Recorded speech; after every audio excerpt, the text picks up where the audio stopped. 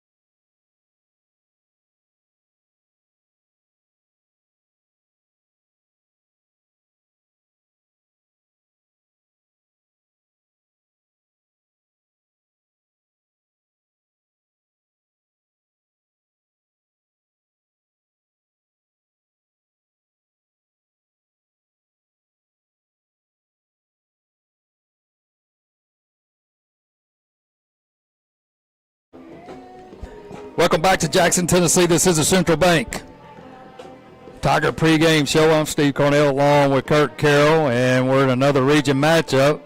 The Tigers were off last week. The Hawks defeated Chester County, and comparing the two, Chester County also defeated Hardin County for their only win this region. Kirk, the Tigers had a week off while Southside's played a game. The advantage goes to which team?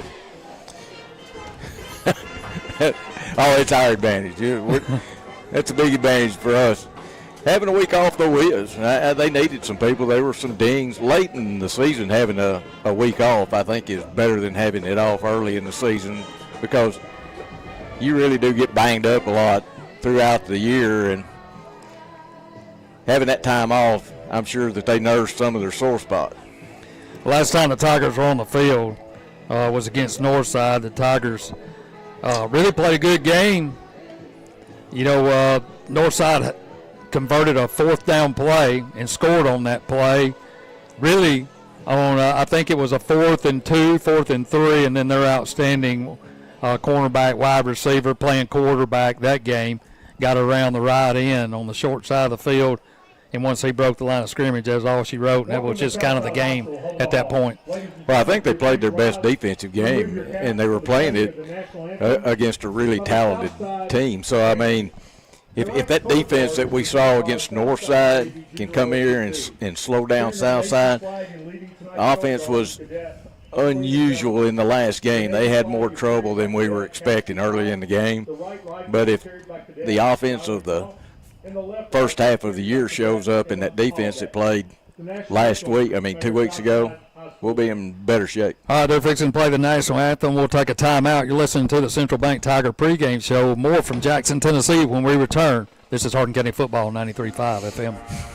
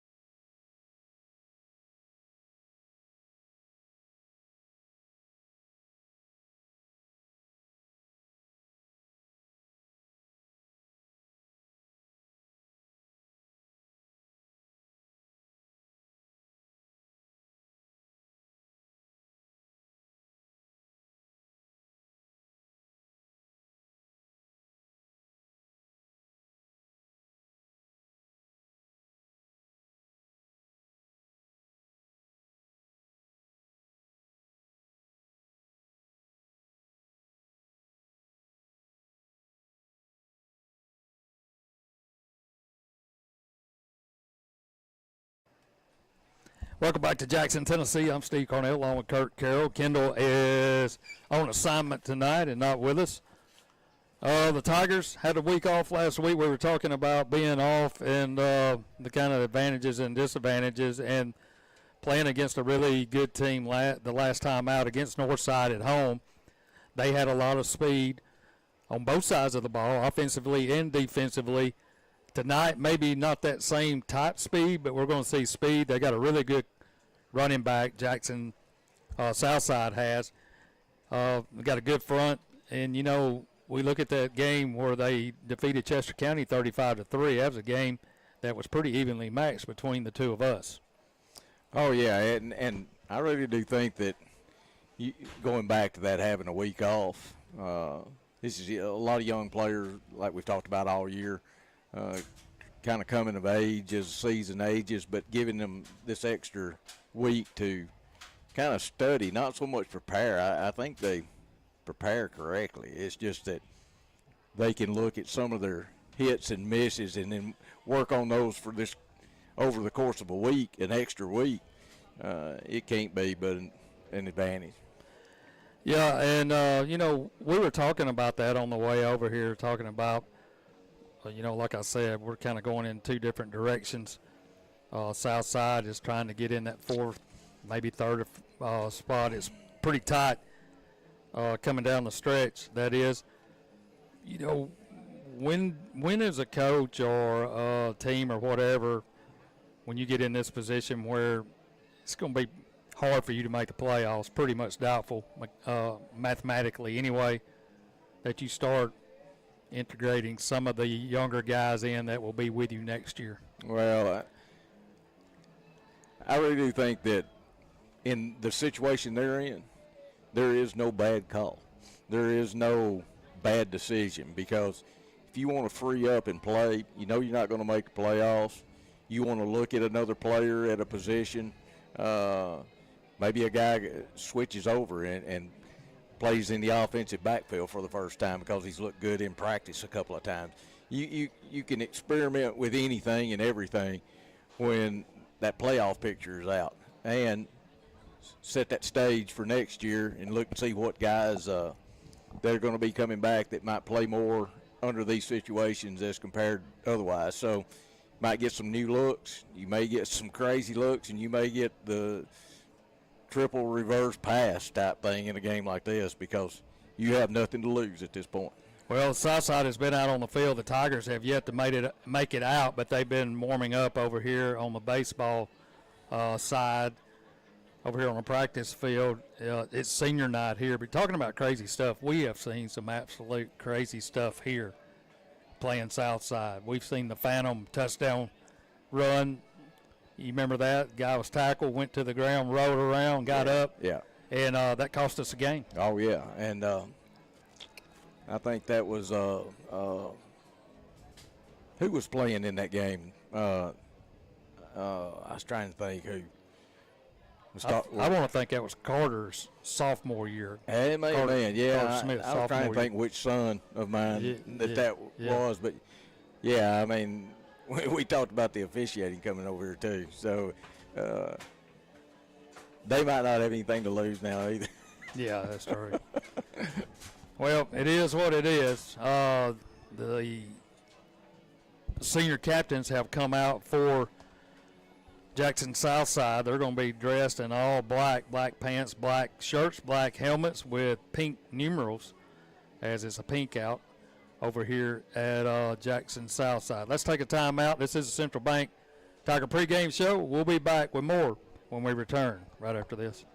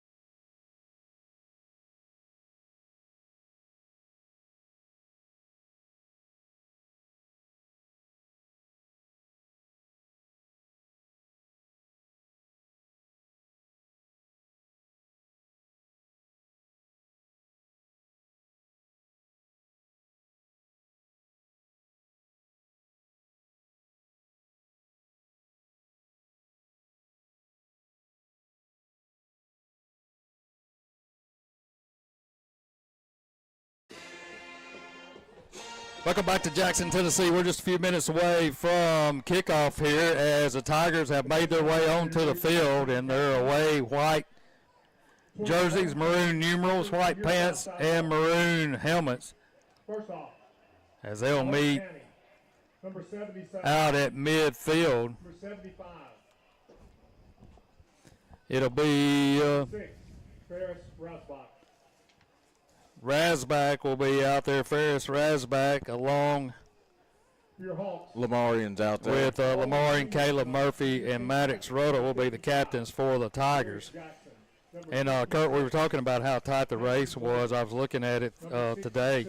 The region stacks up like this. Crockett County is 3-1. South Gibson 3-1. Those two are playing tonight. Northside, Dyer County, and Lexington all 3-2. Southside 2-2. Chester County 1-4, and we're 0-4. So that's kind of how it stacks up. And when you got a 6-team district, I mean, you really got to play your rear ends off to even make it that fourth spot. Well, another thing, too, that we've talked about all year is it just so happens that the district this year is stronger than I can remember across the board. Every team that we have played that is in the district have improved over their last couple of years. So, I mean, we're catching teams when they're pretty much at their best, and this is one of those years that we're transitioning from a lot of newer guys playing. So, good time for the rest of the district, not so good a time for us. Yeah, Jackson Southside won the toss, and they elect to receive, so the Tigers will go on defense first. We're just a few minutes away from kickoff. We'll take a quick timeout. When we come back, we'll have the opening kickoff here at Jackson, Tennessee, the home of the Southside Hawks. You're listening to Hardin County Football right here on 93.5 FM.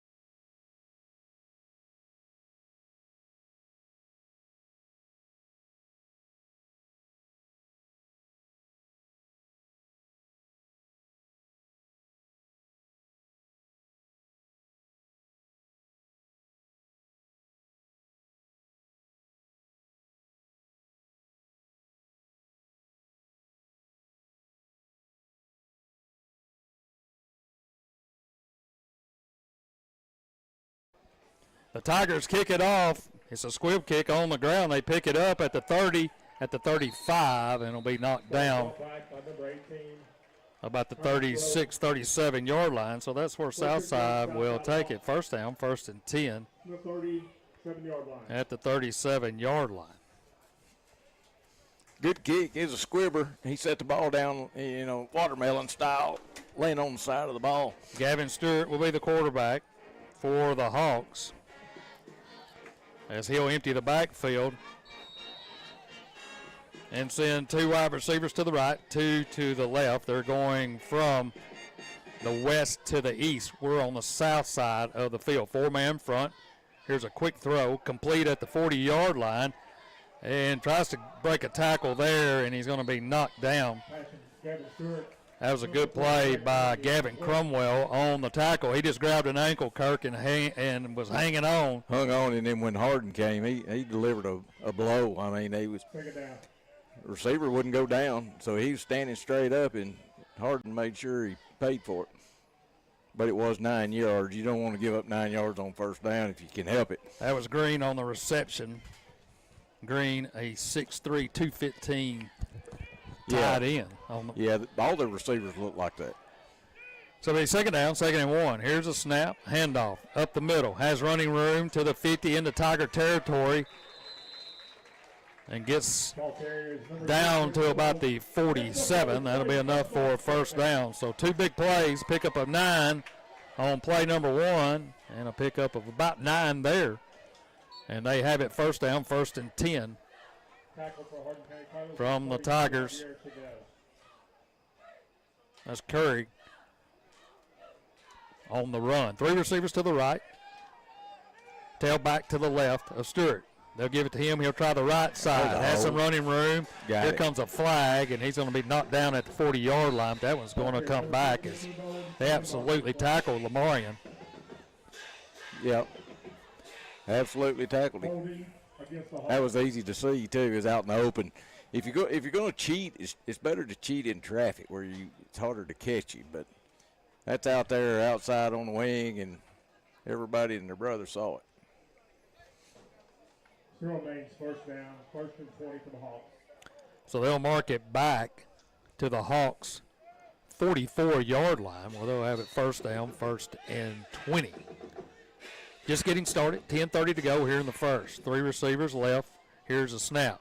Looking to the left, fires, and off the fingertips. He tried to run with it before he had it. That was Simeon Graham, the intended receiver. I mean, way too slow developing on that play. I thought we might have time to actually get a pick on that, and that would have been a perfect place because there wouldn't have been anybody to stop him. So that'll bring up second down, 2nd and 20 from their own 44. Stewart in the shotgun, tailback to his right. 3 receivers here to the near side. Here's a snap. They'll give it to the tailback. Try and turn the corner. He does. Goes across the 50-yard line to about the 40. That's Newbold on the carry. 3rd down. And that'll bring up 3rd down, 3rd and about 9 yards to go. First really important play of the early start of the game. They get a stop here. That's a momentum builder. So they'll send 2 receivers to the right. Now they'll move the 3rd receiver out there. That's Newbold. Tailback to his left, 4-man front for the Tigers. Here's a snap. They'll give it to the tailback. Cuts it up. The seam has running room at the 30, at the 20, at the 10. 5, touchdown Hawks. And same play that they've been running right and left. They sweep it, and we don't have anybody over there. There's a hole a mile wide. And well, you got to make some kind of adjustment there. Well, your backs, your defensive backs, are getting blocked by 6'3", 213, and they're 5'10", 180. So I mean, it's kind of hard for them to get off those blocks. That time though, a lot of speed coming around that. He outran all the pursuit. Melendez will kick. Here's a snap. It's down. The kick is up, and the kick no good. Is we said it was good. It didn't look good. And the extra point is good. 9:29 to go here in the first quarter. Hawks strike first. 7-0 our score. You're listening to Hardin County football right here on 93.5 FM. We'll be back after this.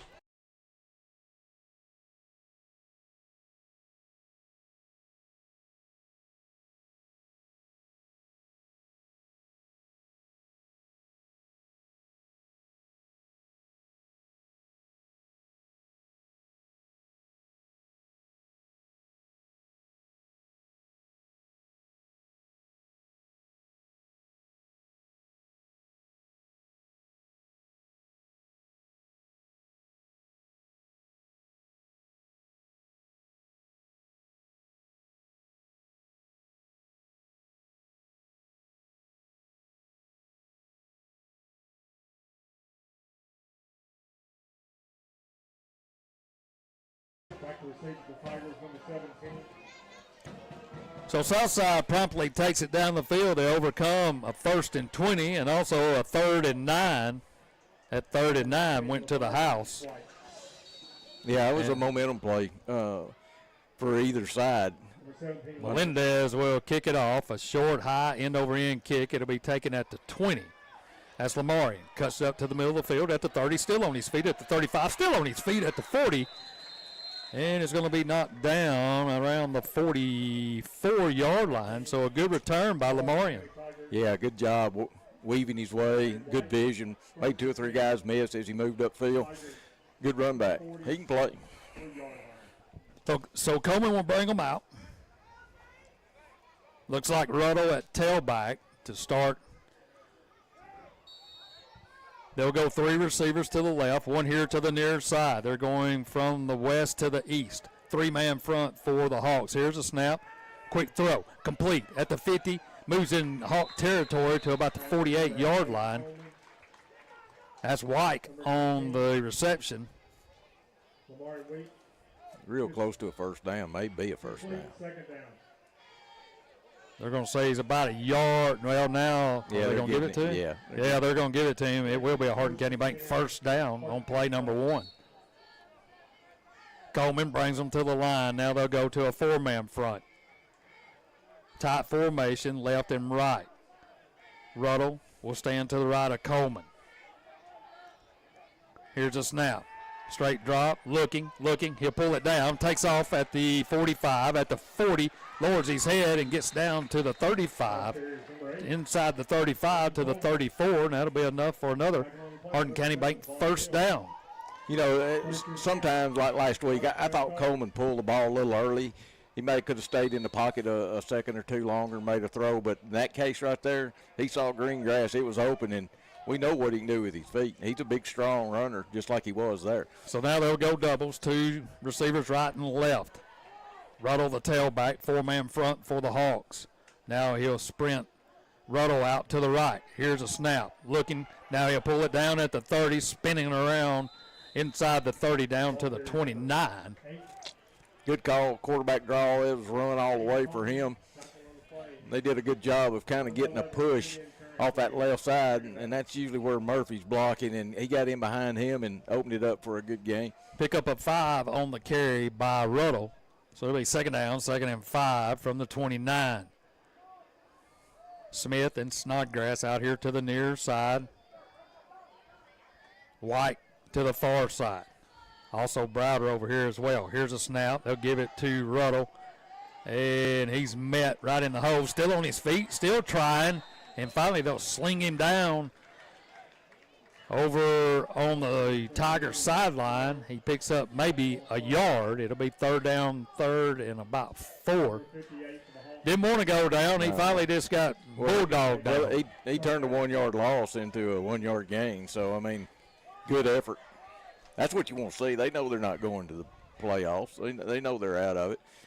It's just they're just playing for pride right now. 3rd down, 3rd and 4. Receivers right and left. 2 right, 2 left.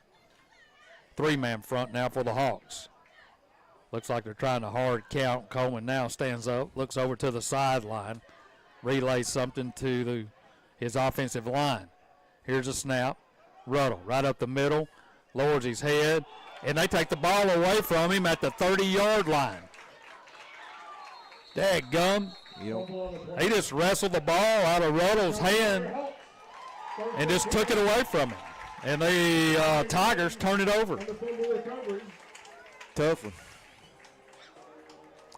Sometimes, you know, you've watched it on TV 1,000 ball games where you won't go down, you refuse to quit, but staying up sometimes like that gives them time to fight that ball away from you because you won't go down. And that was the case. So Southside will have it at their own 29 to start this drive, leading 7-0. Man, we had a good drive going, turned it over. 3 receivers left. Here's a snap. Stewart will hand it off, looking for some running room. Nothing there, and now he breaks out of the pile to the right and makes his way to the 35, maybe the 36-yard line. So he turned something into nothing. We had it stopped right at the point of contact, and then he just bounced outside and picked up, looks like about 7. Yeah, you've heard me. He's got that good tailback build. You know, he's low to the ground, runs low, hard to find, and got great speed when he gets in the open. Same set, 3 receivers left. Here's a snap, straight drop, looking that way, looking under pressure, sacked!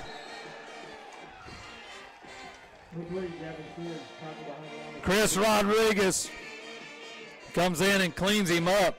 Somebody had him by the ankles. I'm not sure who that was. I think it's Ellis Smith, wasn't it? And kind of had him around the ankles. He got out of that, and then Chris Rodriguez comes in and knocks him for a loss. Yeah, Ellis Smith made the play. He beat the block on the outside and got to his ankles, and he couldn't get rid of the ball, and then Rodriguez cleaned it up. So it'll be 3rd down, 3rd and 12 after the sack. Tigers getting lined up, 4-man front. Here's a snap, handoff, cuts it back up, and picks up to the 35-36. He went right up the hash mark, and that'll bring up a 4th down. They'll spot it back at the 36. Looks like they're going to go for it. They're going to keep their offense out there, as it'll be 4th down, 4th and 4. Stewart trying to line everybody up. He'll go 2 receivers to the left. They're scrimmaging from the near hash over here on the south side. Tailback to his left. Tigers have basically all 11 within about 5 yards. And now Southside wants to talk about it. They'll take a timeout. We'll take a timeout with them. 4:30 to go here in the first quarter. Southside leads it 7-0. You're listening to Hardin County football right here on 93.5 FM. Back after this.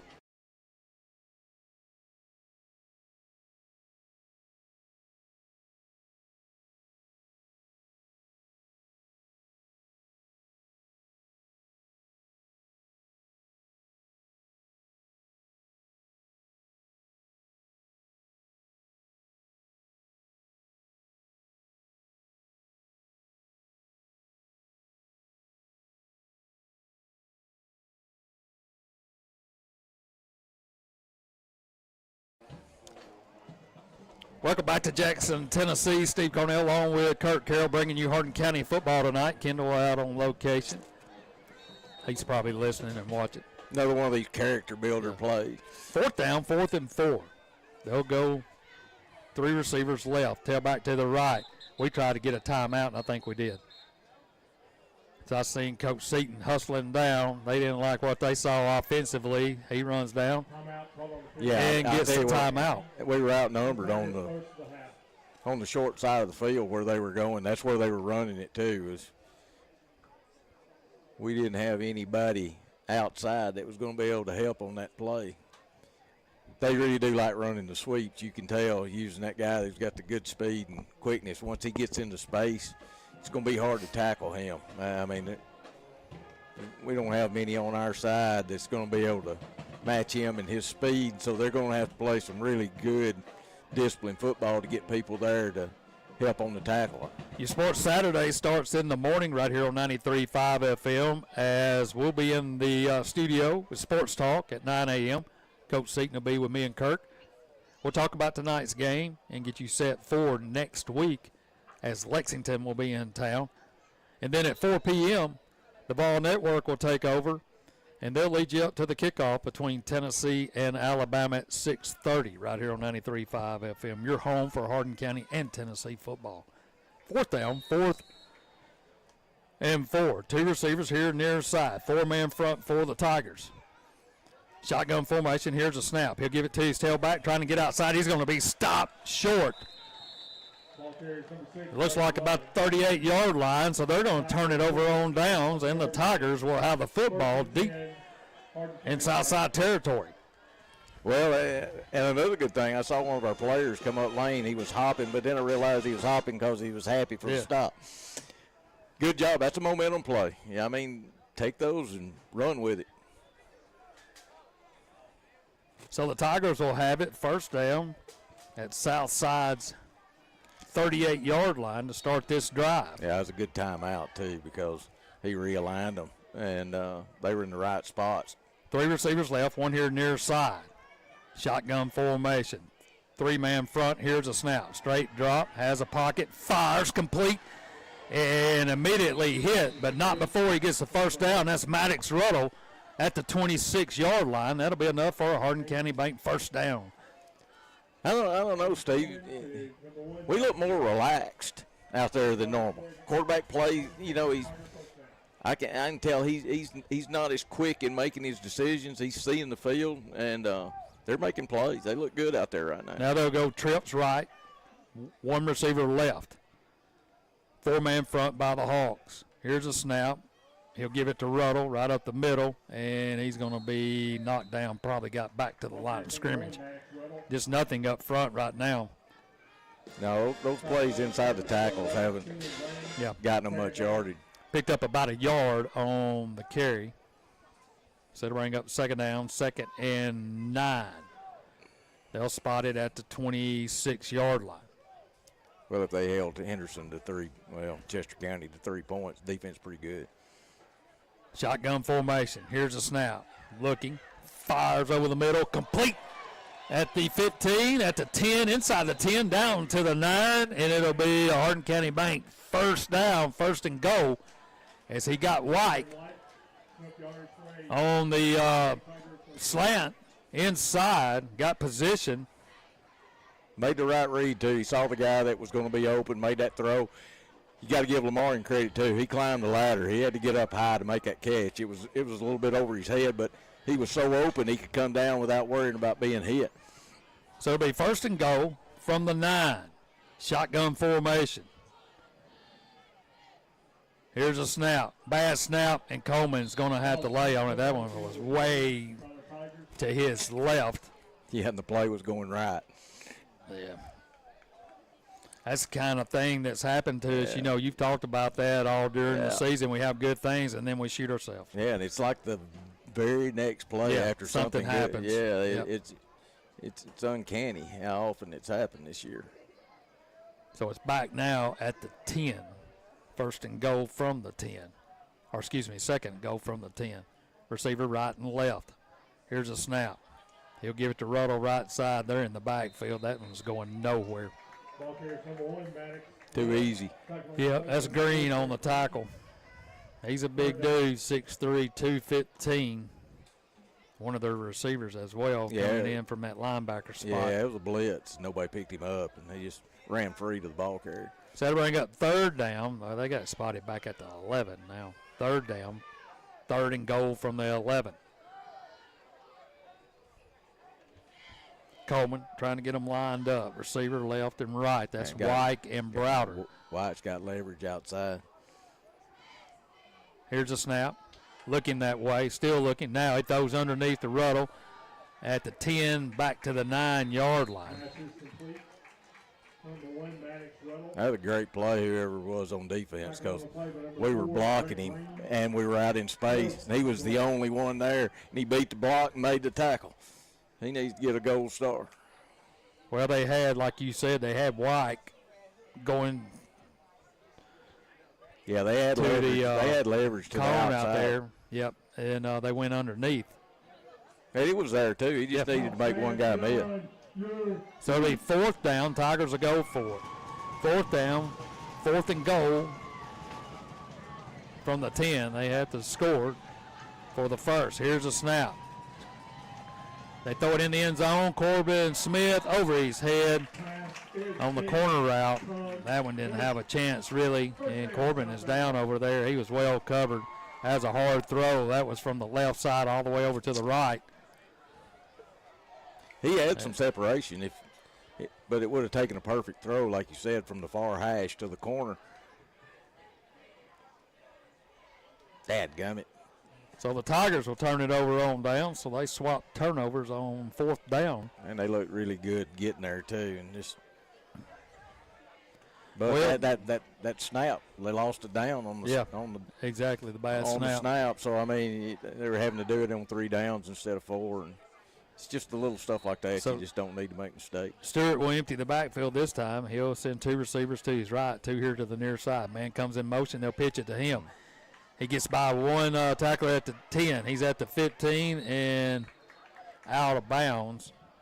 at about 16. We had somebody in the backfield back there. Yeah, you had Brody. That was Brody Bixler. Yeah, he was there, but he's not used to seeing that speed either. I mean, his angle was there, and that guy just went by him fast. 23 seconds to go. Clock stops as he went out of bounds. 7-0 our score.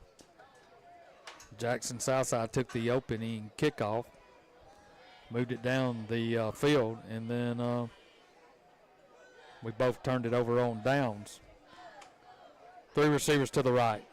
Here's a snap. They'll hand it to his tailback, trying the right side. Blocking the back. He's going to be hit. Here comes the flag.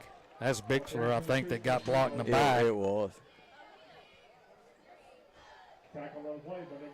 Picked up about 3, maybe 4 yards on the run, but it's going to come back.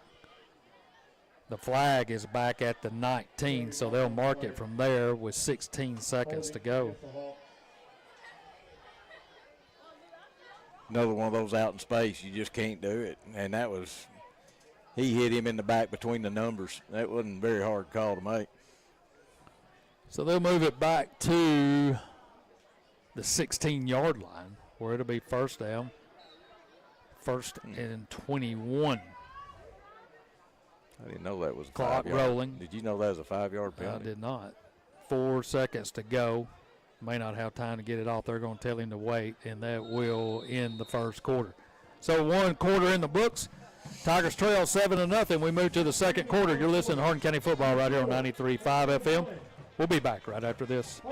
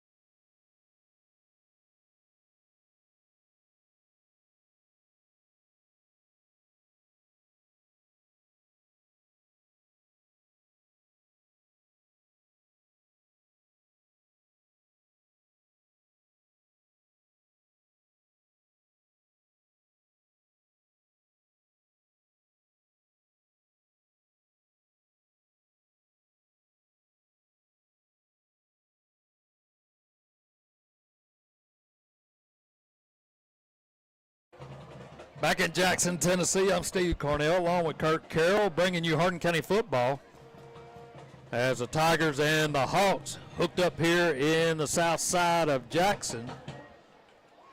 We played 1 quarter, 7-0 our score. Southside on top on a 40-yard touchdown run with their opening drive. Then they turned it over on downs on a 4th down play in their own territory. Tigers has had a fumble on a drive and then had it 4th down from the 12 and couldn't get it in. We turn it back over to them on downs, so now they have it first down, first and 16. The block in the back penalty. Yeah, first down, first and 16. So they'll swap sides. They're now going from the west to the east. 4-man front for the Tigers. Here comes a man in motion, speed sweep. He'll get it, he'll stop, turn it back inside, and he'll meet Big Murphy over there. They did a good job. They turned him back inside, and we had people there. That's the way you got to do it. You just can't let them run you outside shoulder, especially with their speed. They get to the sideline, it's nothing but an X-ray after that. Pick up a 4 on the carry. Second down, second and 12. Ball spotted at the 16-yard line of the Hawks.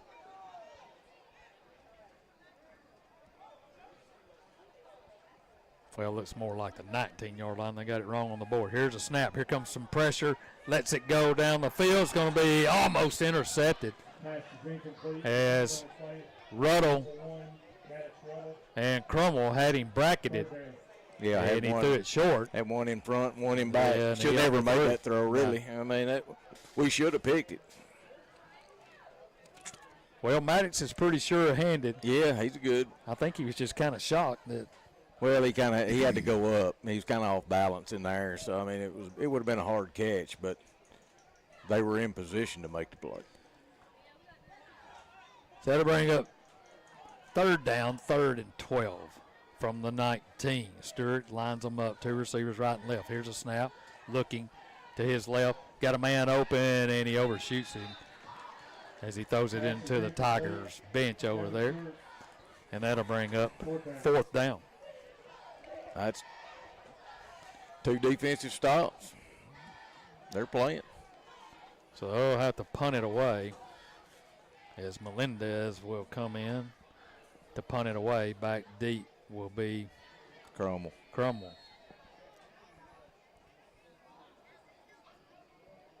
Keaton Davis had those duties for a while. Yeah, and suffered a knee injury over at Crockett County and kind of ended his senior year. Here's a snap off the side of his foot, end over end kick. Get away. It hits and takes a south side bounce. Yes, how lucky is that? He kicked it about 12 yards and it rolled 20. Yeah, it rolls down to the 48-yard line where the Tigers will have it first down, 1st and 10 on Southside's 48-yard line. 7-0 our score. 10:56 to go here in the half. So Coleman will bring them out. 3 receivers to the right, 1 here to the near side. That's White. Ruddle, the tailback, stands to his right side. 3-man front now for the Hawks.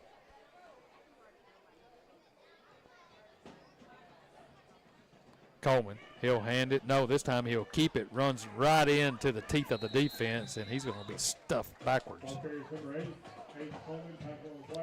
Greg Green on the tackle, and boy, when they met, Aiden lost that battle.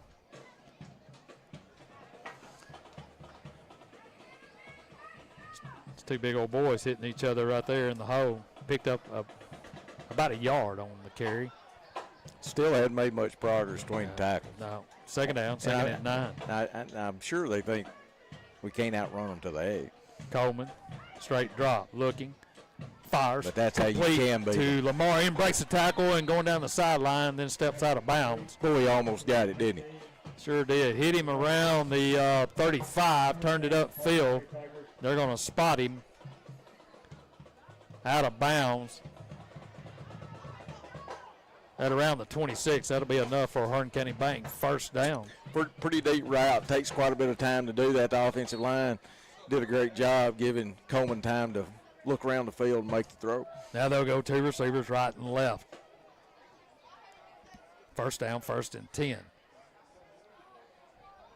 Here comes a man in motion, and now I think we jumped. Get a 1st down and then jump. Yep.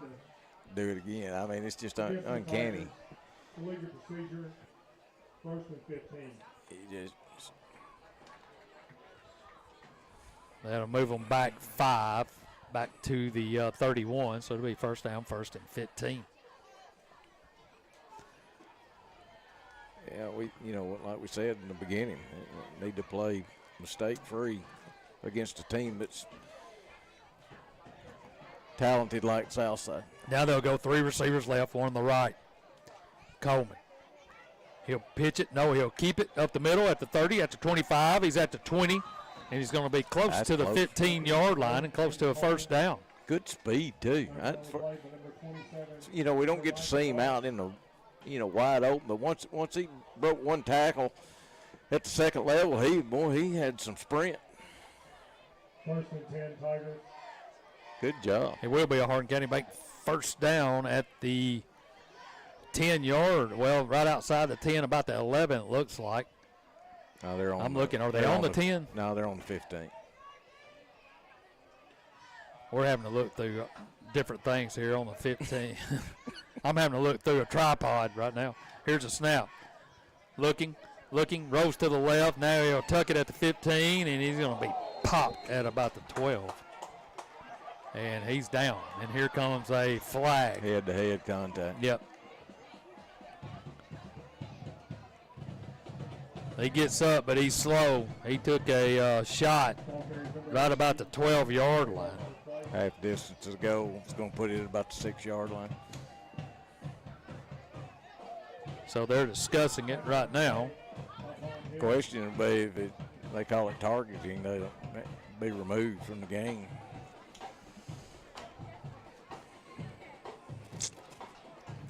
You're right. I was looking through the legs of your tripod, and I couldn't really see the tackle. So here's a call. Personal foul. Targeting. And so that'll move it, and now they're going to come over here and talk to the coach. Personal foul against Southside. Southside's coach is wanting an explanation. And I don't know in high school if they had to come out of the game or not on a targeting call like that. It was just a head-to-head shot. He didn't agree with it, but we don't care. So let's see where they spot the football after they mark it down. They spot it. Well, they haven't marked it yet, have they? Now they're going to go down to about the 6. So now they're on the march. Ooh, the 4. And they'll spot it at the 4-yard line, where the Tigers will have it first and goal on the 4. What about that? The penalty was at the 12. They moved it to the 4. We'll take it. Is that half of 12 is 8? In Jackson. I have no idea. I don't know. No, I'm like you. They're on the 8 now. That was not the 12. They were on the 17-yard line, I think that's what it was. So anyway, it'll be first down, first and goal from the 4. Coleman from the shotgun. Here's a snap. He'll give it to Ruddle. Left side, steps into the end zone. Touchdown, Hardin County. That's the way to read it. Great cutback run. He was trying to make his way towards the pylon on the left side and was going to be outrun, planted that left foot and moved it back to the middle of the field and found that end zone. Good run. Good drive. So Ruddle goes in from 4 yards out. Freed up. Nothing to lose. Let it go. Jonah Wilson in to attempt the extra point. Here's a snap. It's down. The kick is up, and the kick is good. 9:07 to go, our new score.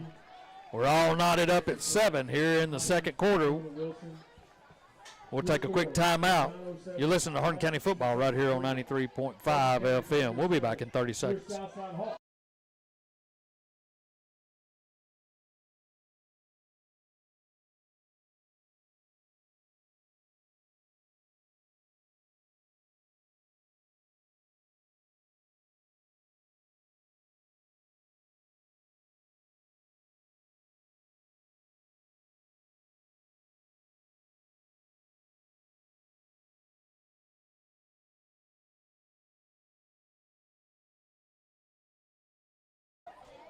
Tigers go 4 plays, 48 yards. Ruddle, a 4-yard touchdown run. The extra point is good, 7-7 our score.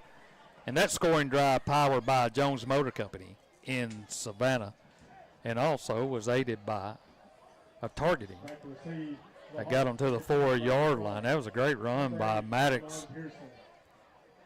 Made a couple of cuts and into the end zone. Yeah, good job. I mean, they're right there. They're playing with them. Rodriguez has it down on the ground, no T. He'll squib it on the ground, and it hits Southside Hawk about the 42-yard line. He was on the ground and bounced up in the air, but he had the awareness to bring it back in. They'll have it first down, first and 10. Yeah, they're on 42. Kind of a lucky deal there. It went off his hands, but it went straight up. All he had to do was wait for it to come down and get on it. That's kind of what they're wanting to do, is get that ball to go rolling down there wonky-like and take one of those bad hops so they can get to it. So it'll be first down, first and 10. Stewart will bring them to the line. 2 receivers to the left. They're scrimmaging from the left hash. He bobbles a snap, and he's going to have to eat it back at the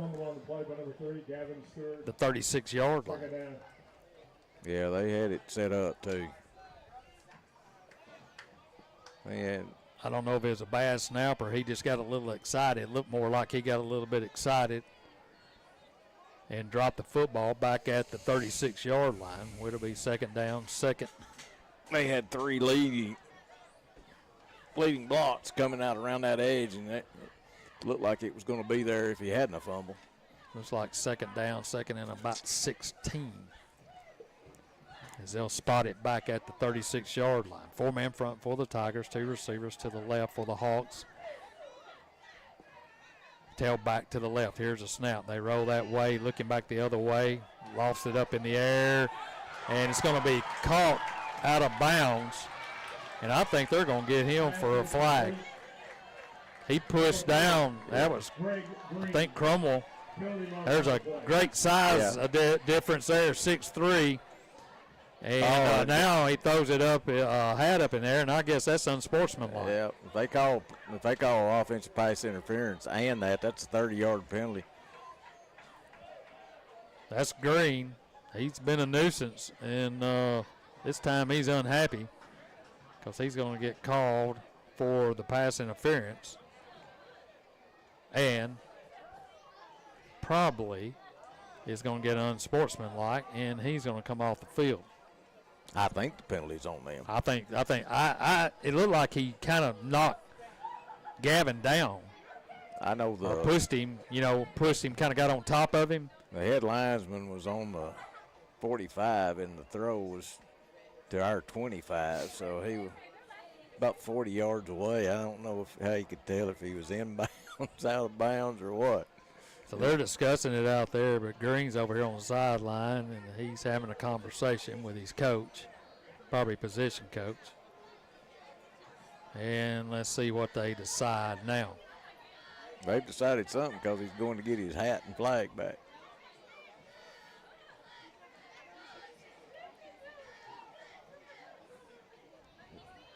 So what they did there, Kurt, writing it down, they wrote that he got an unsportsmanlike, so they keep up with that. If he gets another one, he's gone. A lot of times they just write down the penalty, too. They have a record of what penalties were called and when. Yeah.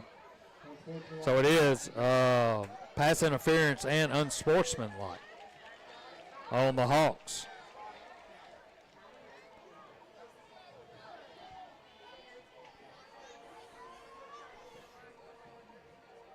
So it'll be they'll have to mark. I don't know what he's doing. I don't know what he's doing either. I mean, he doesn't have a decision. They'll mark. Sideline warning too. That was against us. Or did they have to just call something? I don't know what I don't know what he was doing. Yeah, I don't either. Now they'll mark it off. Looked like he was eating a cookie. That's what kept holding one hand up in front of him. So they'll spot it back at the 20. That should be the pass interference, right? Yeah, and then now they'll go. Now here comes unsportsmanlike.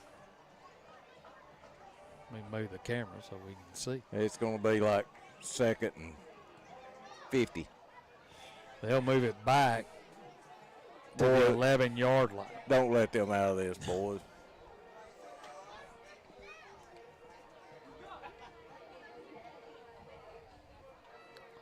So it'll be second down. Second and what would you think? To Pinson for the first. Yeah, at least to Pinson. Maybe. 3 receivers to the right. Here goes a man in motion right. Here's a snap. Quick throw inside. He's going to be hit and spun down as he ran right into the big mittens of Caleb Murphy as they tried to do the slip screen. Tigers wasn't having anything to do with it. Little inside tunnel screen where he was going, but it was kind of slow to develop. And so that'll bring up third down and 40. At least. 40, but 42. Clock rolling, 7:28 to go. We're all knotted at 7 here at Jackson Southside. Steve, what do you, being an offensive-minded person, what do you call on 3rd and 40? How about the hook and ladder? from your own 5. Yeah, from your own 5. They'll go receiver to the left now. They're going to pitch it. Oh, no. And now we got a man, and he breaks out of the pack at the 10, 15, down to about the 20. Boy, that was open for a minute. Ruddle doesn't make that play, he's gone. Good job by him coming over from his safety spot, taking his legs out from under him. That was Newbold on the run, and that'll bring up 4th down, and that'll also bring out Melendez.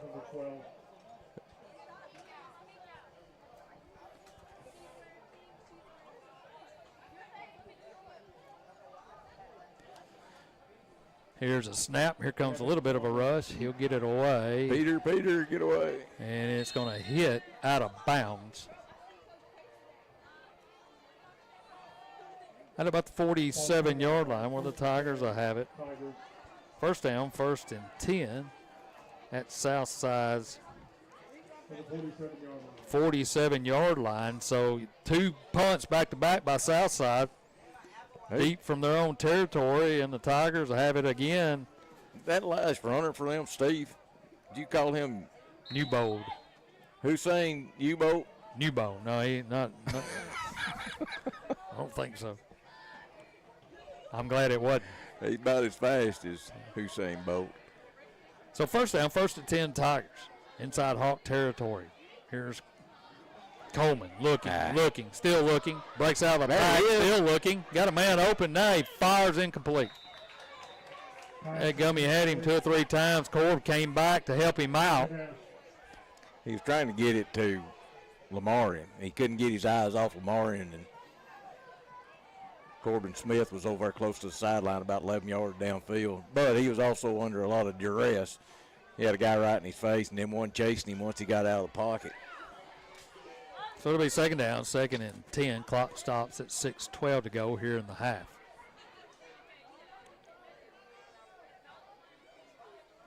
Ruddle will stand to the right of Coleman. 3 receivers to the right, 1 here near side. Here's a snap. Coleman looks, and what do we got? False start on somebody. That's 2. So it'll be false start on the Tigers. That's 2 or 3 of those.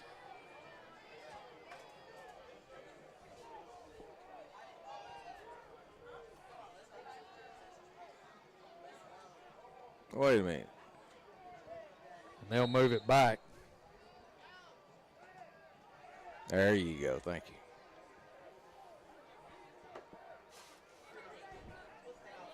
So it'll be 2nd down, 2nd and 15, as they'll move it back into Hardin County territory at our own 48. Coleman looks, now he'll pull it down and just takes off, gets into Hawk territory.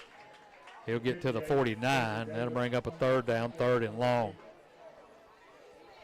We've run that play a bunch, and it hadn't gone anywhere, really. That's a good play by 50. Yeah, I think that was Skylar Wilson. He's a freshman defensive lineman. good. We could play him 3 more years. So bring up 3rd down, 3rd and looks like about 12. 5:36 to go here in the half. 7-7 our score. 2 receivers to the right, 1 here near side. Ruddle to the left of Coleman. 3-man front, and now what do we have? We got whistles everywhere. This is going to be a timeout. Yeah. Coach Seaton wants to call a timeout. Talk about this 3rd down play. We'll take a timeout with him. You're listening to Hardin County football right here on 93.5 FM. 7-7 our score from Jackson, Tennessee. Back after this.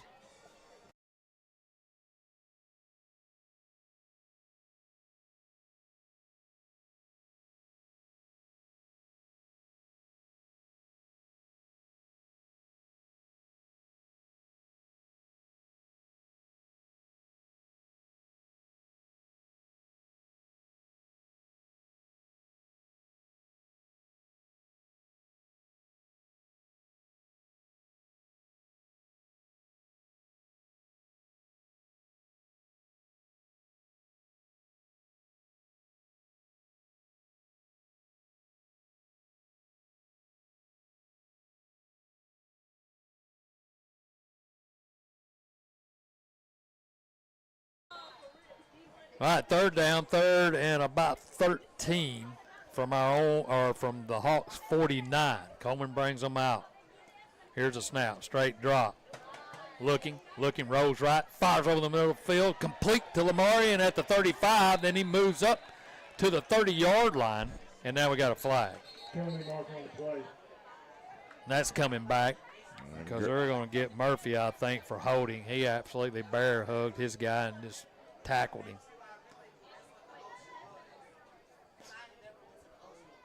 I saw it. I didn't think they did, but I did. And it was a first down. That one's coming back.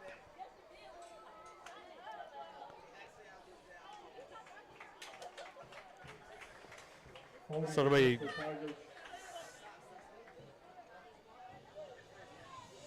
oh, man. They have no idea, Kirk, where they're marking balls from. No. We were on the 48. You know where he stepped it off from? The 50. Down to the 40 or the 39. Well, he marked 6 off on the last. Yeah. 3rd and 23. On the last one, had to move it back for 5. And so it'll be 3rd down, 3rd and 23 now after they had the first down. Good catch by Lamar and good throw. Made a good move to get the first down, but all for naught. They're just shooting themselves in the foot. 3 receivers to the right now, one here near side. They're scrimmaging from the left hash. Coleman, shotgun formation, 3-man front. Here's a snap. Looking, fires underneath, complete. He's got room at the 50. He's at the 45. He's at the 40. He's at the 35. And then wrestled out of bounds at the 31. That'll be enough for Hardin County Bank. First down, Tigers. On the catch and run by Lamar and White. One heck of a call, too. That was set up just right. I mean, and they had one person that could have tackled Lamarian, and he beat him off the first step, and he chased him all the way till he was out of bounds. But great call. It was set up just right at the right time.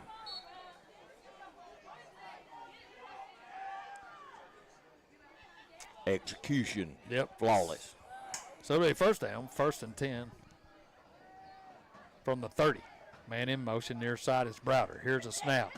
Going that way. Now he'll turn and flip it to Ruddle underneath, and he'll get to about the 27-yard line. Good gain. That's going to be there all night if they need, 3 or 4 yard gain. Yeah, Coleman rode to his left, which that's where Browder came in motion, and then turned and went back to Ruddle on the backside. Kind of a reverse waggle that he did then, and threw the ball and run good. The last throw was on the run that he hit Lamar and right in the numbers. He's looking as good as I've seen him. Here's a snap. Looking, fires, and it's going to be batted. Boy, he had Browder, but unfortunately, Landon didn't know that he was coming to him. He didn't get that head around. He threw it real quick. And that looked like Green back in the game. He got his big hand in the way. Yeah. He's a big kid. He said 6'3", 215 playing there in the middle of the field. So that'll bring up 2nd down. Or excuse me, 3rd down, 3rd and 7.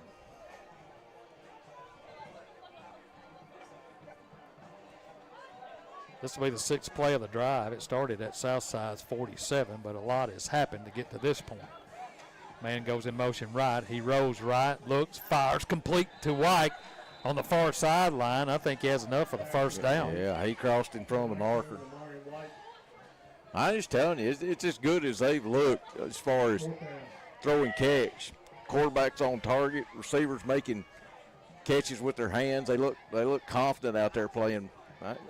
I'm impressed with what they've done so far. They're going to say he's short a yard. They're going to spot it at the 21. So he must have stepped out of bounds. So it'll be 4th down, 4th and a yard from Southside's 21. Tigers will send 2 receivers right to the left.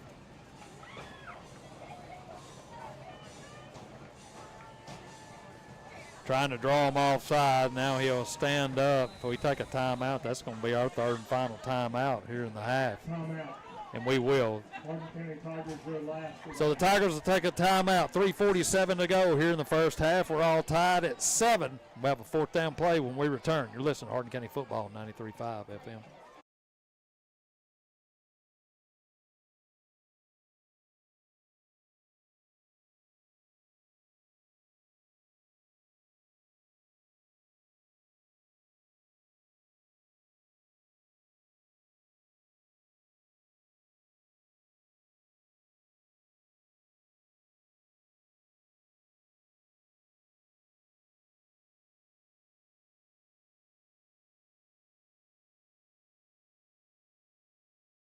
Back in Jackson, Tennessee, Steve Cornell along with Kurt Carroll's fourth down, fourth and about a yard.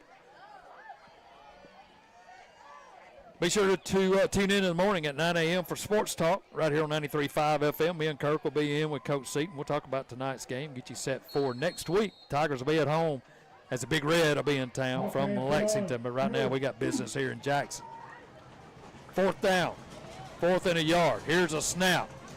They're going to keep it, and he's going to be knocked down. And what in the world are we doing? 77 on the carry.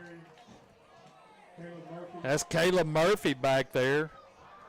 And I don't know if he got the first down or not. It's going to be close. But they had him in the Wildcat. I've never seen that. And they're going to say it's a first down, I think.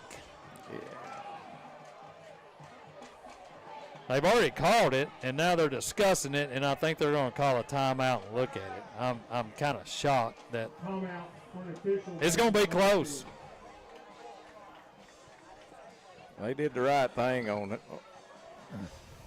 Murphy there, though. They went down on his ankles. Well, you have to. He's so low. Yeah, but, I mean, if he'd have just taken one high step, he would have gone 3 yards downfield. Yeah.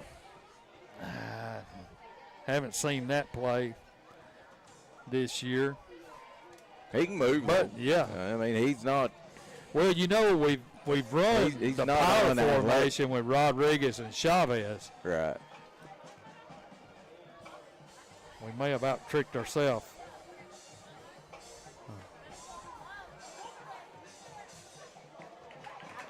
Yeah, we're going to be short about a ball. So the Tigers will turn it over on downs. What's bad was Southside's 20-yard line. Yeah. Used up our timeout, too. And we have no more timeouts.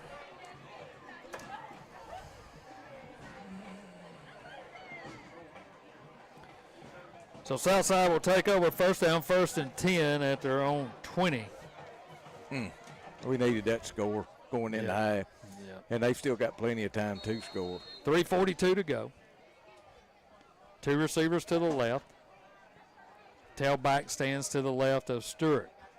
Here's a snap. He'll give it to his tailback, and he's going to be hitting the backfield. Good play right there. Real good play. That is that Ellis again. Yeah. Peyton Ellis got the ankle tackle, and then I didn't see who come up and cleaned him up. So it'll be a loss of about a yard. Back to the 19. I'm telling you what, bottling up that offense is not an easy thing to do. The defense is, Steve, win or lose this first half, they've complemented offense and defense better than we've seen them all year. Shotgun formation. Here's a snap. They'll hand it off, trying the left side. He's going to be hit, grabbed, and wrestled to the ground as he gets to about the 22 or 23-yard line. They really don't like to throw the ball, but they probably hadn't had to with those running backs. That looked like Scotty Christopher on the tackle. Big number 74 for the Tigers. So that'll bring up third down.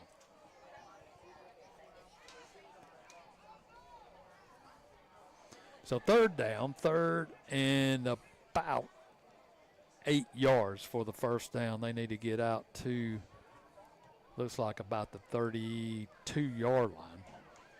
Clock rolling, 2:23 to go here in the first half. Stay tuned for the Central Bank halftime report.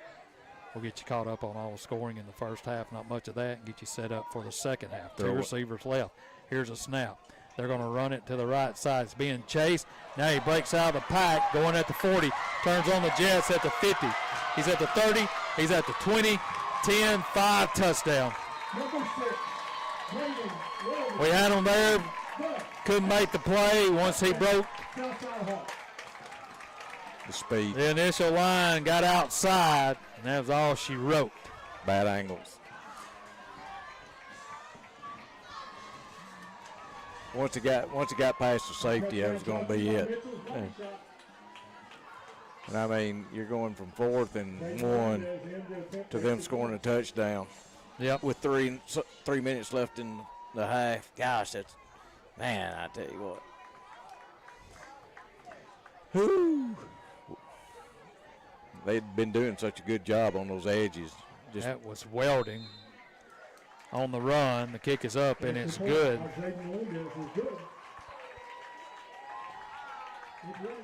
So Welding goes for 78 yards on third down. And the Hawks capture the lead. Their two scores are on third and long.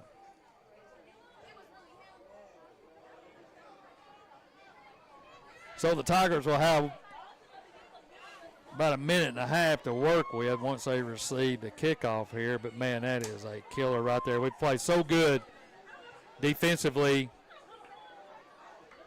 And thing is, we had a bunch over there, just couldn't make the tackle.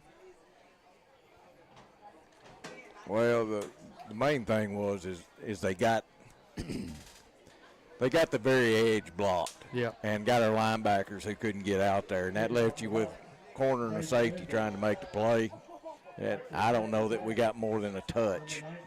He just outran everybody, and that's what speed will do. And the vice versa of that is when we're on offense and we're trying to have an explosive play, you got to try to outrun their speed then too. White will take it at the 10-yard line. He's at the 20, 25, gets to the outside at the 30, still on his feet, turns on the Jets at the 35, 40, and then run out of bounds. Good return. Did you notice they weren't even like running down the field? There was no. They didn't have a player past past about the 40-yard line. I mean, he basically ran 30 yards without being anybody even close to him. So the Tigers will have it first down, 1st and 10 from the 44. Plenty of time to work with. Here's a snap. Looking right. Still looking. Fires down the sideline. Got a man open. Complete at the 20. 10. 5. Touchdown, Lamar and White. That's a way to answer. Wow. That's a way to give it right back to him. And he's having his best game, too. Quarterback, Coleman, and Lamarian, they're just like on the same wavelength. That throw, Steve, he didn't put that much air under. He got it there in a hurry because he was behind the defender. And, I mean, hit him in stride. I mean, perfect. Right shoulder high. He never even had to break stride. And, boy, that was beautiful from the get-go.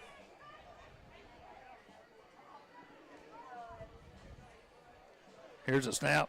Kick is up. And the kick is good. 1:39 to go here in the half. Tigers on play number 1. Tie this thing back up at 14. On a 56-yard touchdown strike, Coleman to White. We got a good one going on right now. So 1:39 to go here in the half. We'll just keep it right here. Yeah, it may be 28-28 before the game's over. There's not but a minute 39 left. The way they're scoring. Lamarian having one of his best games. And Coleman, like we said early in the first quarter, I mean, he looks as relaxed and ready to play as I've ever seen him. And maybe that pressure is off to try to get the playoffs, and they're just playing free and open and making plays that because they're just freed up. Well, you know, when you get in this time of the season, when it's like that, they're the most dangerous team to play. Oh, yeah, especially, and other than that game last week, I think the offense has played pretty much with about everybody. I mean, the offense has been able to create only when they make mistakes after they do something really good. The offense has been pretty good. Rodriguez will kick it on the ground, squibbing it around, hitting Hawks Get everywhere. there. We got it. On the ground. I think we got it. It hit 3 Hawks. They're wrestling for the football right now, and I think we got it. No indication right now, unless they wrestled it away from us, and I think they did. Man, I'm like you. I saw the same thing. I thought we had somebody underneath the pile. Well, they had one of their guys fixing to fall on it, and their other guy came in there and tried to and knocked it away from him. And I thought it went right to one of our guys. So they'll spot it at to 38. Southside's 38. First down, 1st and 10. They have 1:32 to work with here in the half. 14-14 our score. Tigers just need to hang on here. No, they need the ball back. 2 receivers to the left. Tailback to the right of Stewart. They're going from the west to the east. Here comes a man in motion this way. They'll flip it to him. Got a man in the backfield. Now he's going to reverse his field, has running room, and then he's going to be stopped. Ball carrier is number 6, Braden Robbins. Boy, when they reverse their field and you got all your guys going one way, that's scary. That's James Dennis on the tackle, Yeah. and that was really a Matt one-on-one with big play tackle. Yeah, I'd say. He misses that. That's probably another 6. So that'll bring up 2nd down, 2nd and about 7, a pickup of 3 on the play. Under a minute to go here in the first half. 2 receivers left. They're scrimmaging from the far hash. Here's a snap. He'll give it to his tailback, trying to get outside. They've got it sealed up out there, and then they wrestle him down to the ground. That will be Brody Bixler. Also, Browder was out there. Browder could have had him in the backfield and kind of ran by him. And Bixler got him around the ankles and brought him down, but they'll have it 3rd down, 3rd and about 4 yards as Southside wants to take a timeout. We'll take a quick timeout with them. 43 seconds to go here in the half. We're all tied at 14. We'll be back in 30 seconds.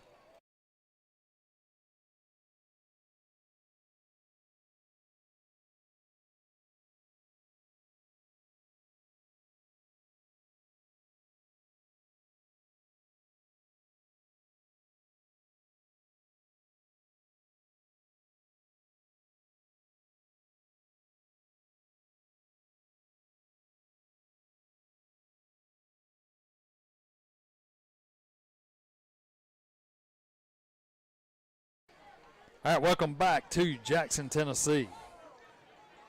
The Hawks and the Tigers in a good one here from Southside Field. Senior night for the Hawks. 3rd down, 3rd and 3. Here's a snap. They'll give it to his tailback. Cuts it up the middle of the field, breaks a tackle, and he's going to be gone at the 20, 10, 5 touchdown. He put a move on Ruddle, and once he got past Maddox, that was all she wrote. Golly, Bill. Well, he also had a giant hole to run through, too. And by the time he got to Ruddle was by himself in space with a guy that can That was Weldon again. Outrun a lightning bolt. Yeah, that big play potential when you got that kind of player, it's just hard to bottle them up.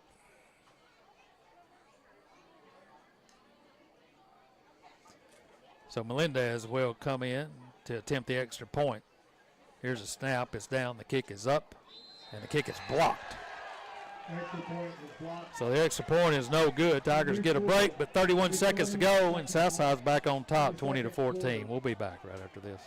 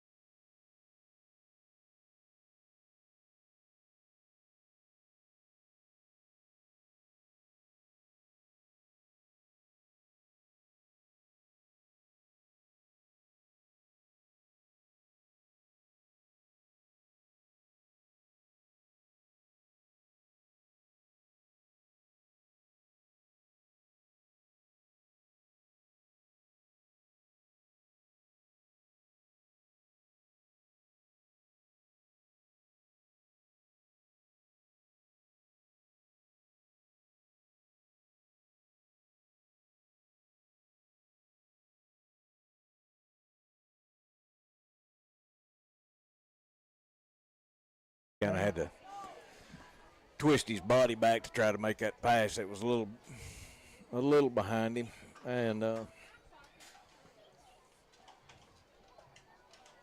but that's aggressive.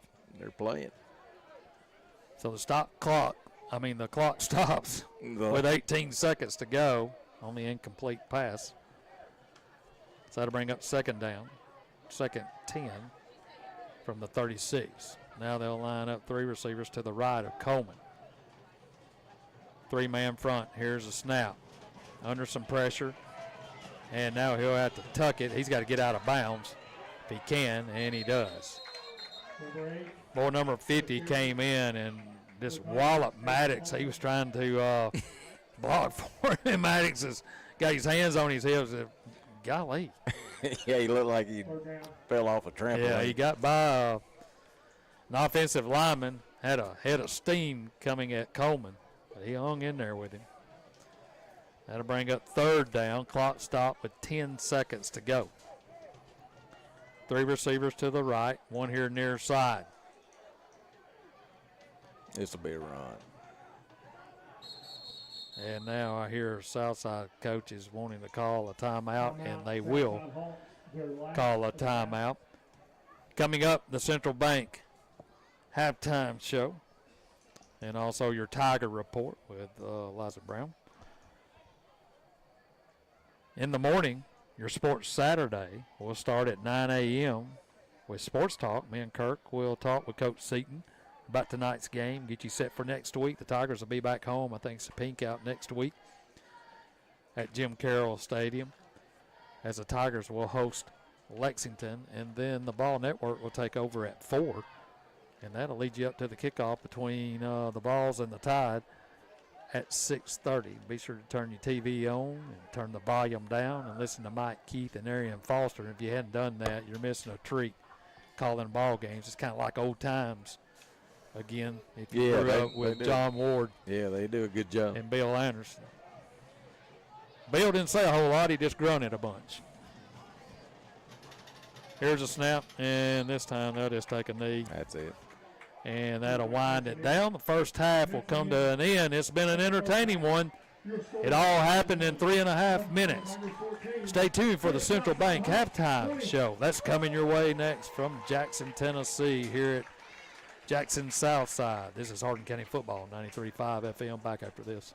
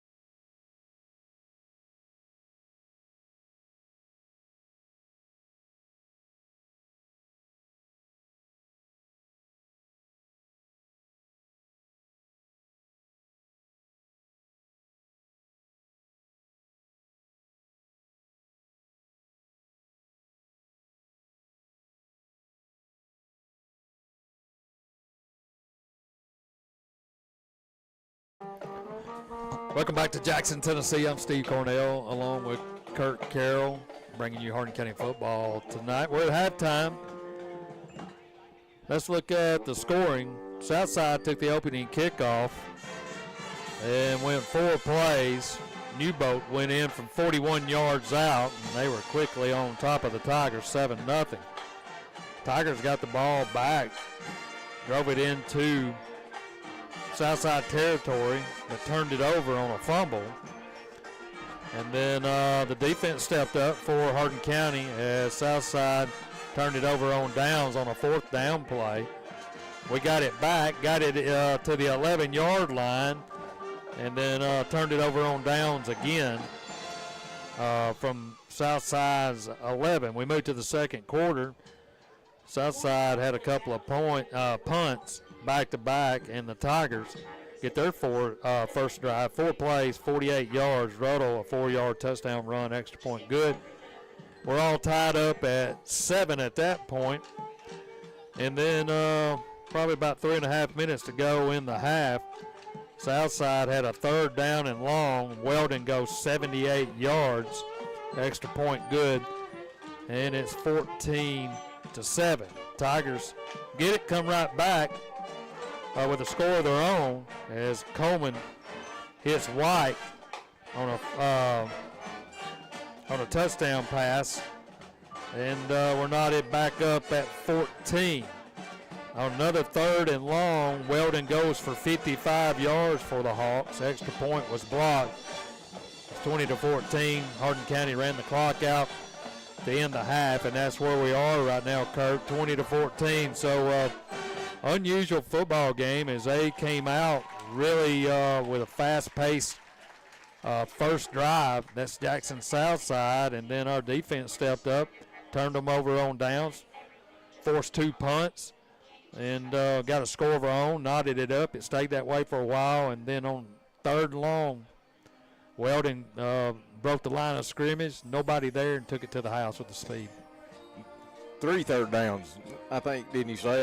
Every score that they Every played score's been on 3rd down. On 3rd down, and the thing is when it turns into a track meet, in other words, when they're just basically running an outside sweep, and when they get to the outside, if there's no resistance at the line of scrimmage, with somebody coming up to try to cut him off, he just turns on the jets before he crosses the line of scrimmage, and then dares anybody to get there. And we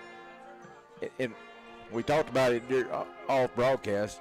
Linebackers should be, sliding down the line when they see that motion going that way. You've got a couple of linebackers that should be getting outside to help with that, but we hadn't called any of their names out, in the game, because he's getting past that second line of defense before we can get there. And it's putting a lot of pressure on your corners and your safeties and your defensive backs to try and make a play on that guy in space by themselves. And they're usually got one guy blocking them anyway. So your safety is really your only free guy. So you're putting Hussein Bolt on a safety by himself out in space, and that's just, we can see it. I mean, as soon as he gets 5 yards away from the quarterback with the ball, you can see he's going to score. Both those runs have been right at us the last 2. I mean, you can see it, and we just don't have the pursuit getting out there, or we're not getting upfield on the edge to make. Every time that we forced him to stop and go the other direction or break inside, we've made plays.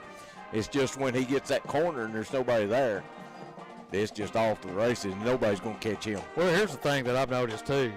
They're pitching to him and he's standing on the side of the quarterback that he's running to.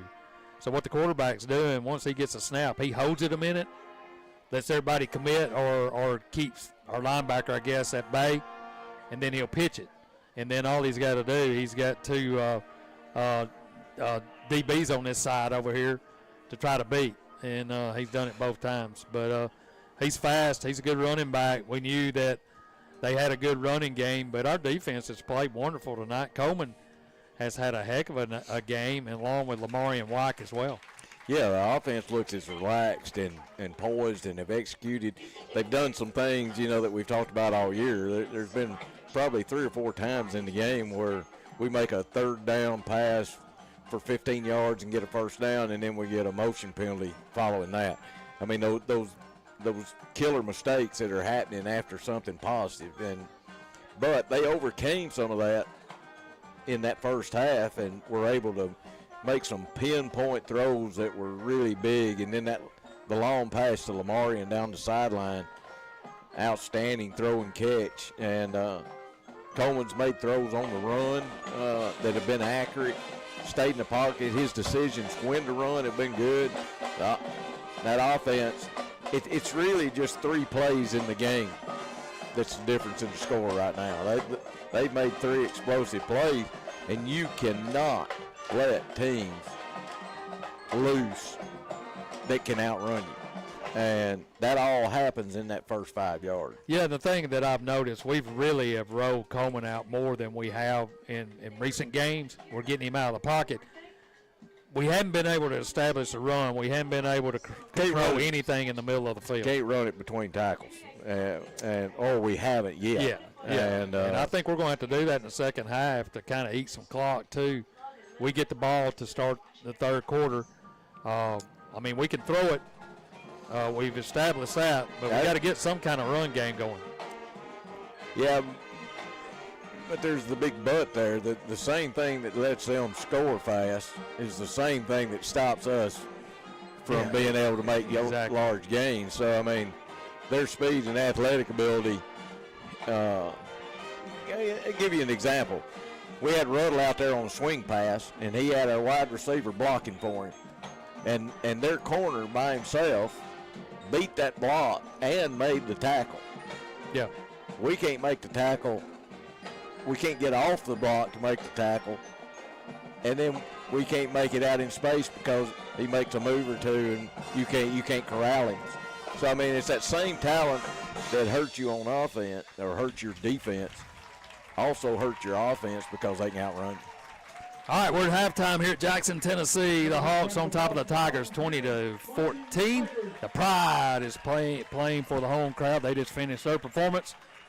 It's time now for the Tiger Report. Eliza Brown will step in when we return. You listen to Hardin County Football right here on 93.5 FM. Back after this.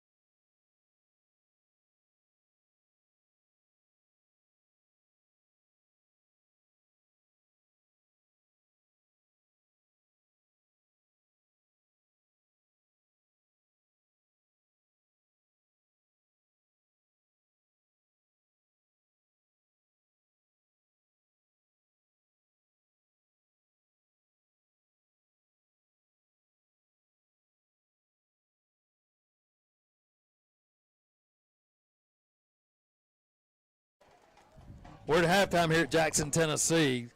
20-14 our score. The Hawks on top. It's time now to bring in Eliza Brown, and she'll give you all the other sports action that is happening around Hardin County High School this week. Take her away. Thank you, Mr. Steve. Monday night, the Lady Tigers soccer team fell short against Lexington on the road in the district quarterfinals 3-2. Ella Hammond and Haley Shoemaker both scored goals for the Lady Tigers. Congratulations on a fantastic season. The Lady Tigers and Tiger Bowling teams both started off their season on Monday with wins at Lawrence County. The girls won 22-5 and the boys won 18.5 to 8.5. High scores for the girls went to yours truly, Eliza Brown with 243 and 193, Bella Alcott with 214, and Libby Bromley with 188. For the boys, high scores went to Michael Paul Jones with 261, Wade Daniel rolled a 234, Tyler Screws 215, Camden Morris 215, and Hayden Ditto bowled a 212 and 203. Yesterday, the boys bowling team defeated Dyer County at home 22-5. High scores went to Camden Morris with 270 and 205, Tyler Screws with 244, and Braxton Wood with 204. On Tuesday, the bowling teams will host Lawrence County at 3:30. The cross-country teams competed at Horse Creek Wildlife Sanctuary on Tuesday. The Lady Tigers were led by Lauren Carpenter and Allison Catalan, who came in 6th and 7th place individually, and the girls came in 3rd place as a team. The boys were led by Jonah Wilson and Victor Antanasio, who came in 19th and 21st individually, with the boys team finishing in 4th place. The next meet will be regionals at Martin, October 28th. Next week, the Tiger football team will host Lexington. Friday night's game is Pink Out for breast cancer awareness. Be sure to wear your pink. If you can't make it to the Lexington game, be sure to tune into the game right here on K93 and stick around for your halftime report with yours truly, Eliza Brown. For Tiger Radio, I'm signing off, wishing you a fantastic Friday. So, Eliza, you're part of the bowling team. You've got how many? 3 state championships? Yes, sir. I have 3. Going for your 4th? Hopefully.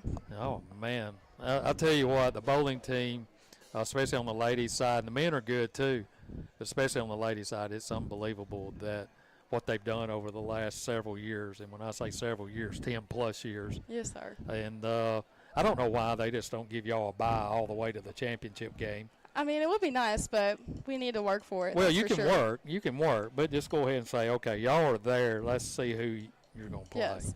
But congratulations on your success being part of the bowling team. Outstanding job tonight. Thank you. And I'm glad you made it to the game. Yes, Mama, sir. she's okay. Yes. Yes. All right. We're at halftime here at Jackson Southside, 20-14 our score, as the Hawks are on top of the Tigers. More with the Central Bank Tiger halftime show when we return from Jackson, Tennessee, right after this.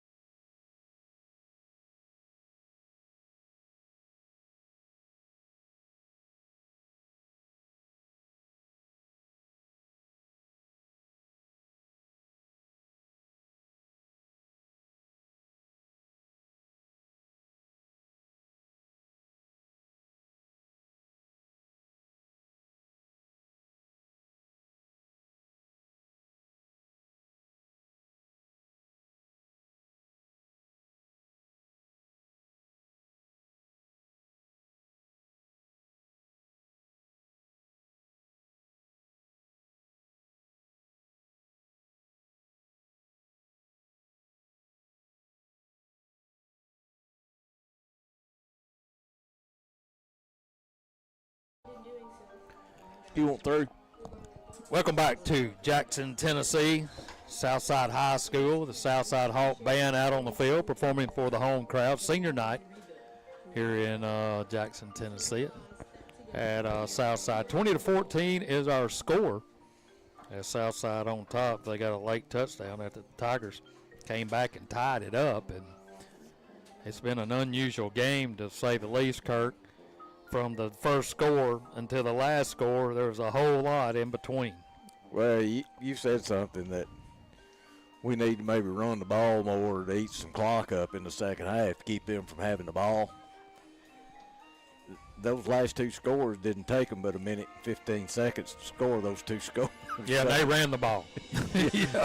So I don't know if slowing the clock down or eating up time on offense would work against this, but they're just going to have to, as a unit, they're going to have to get guys on those sweeps that they're running. They're going to have to get our guys' numbers out there. Two or three guys, two of them blocked and one of them out in space, are not going to tackle this type runner.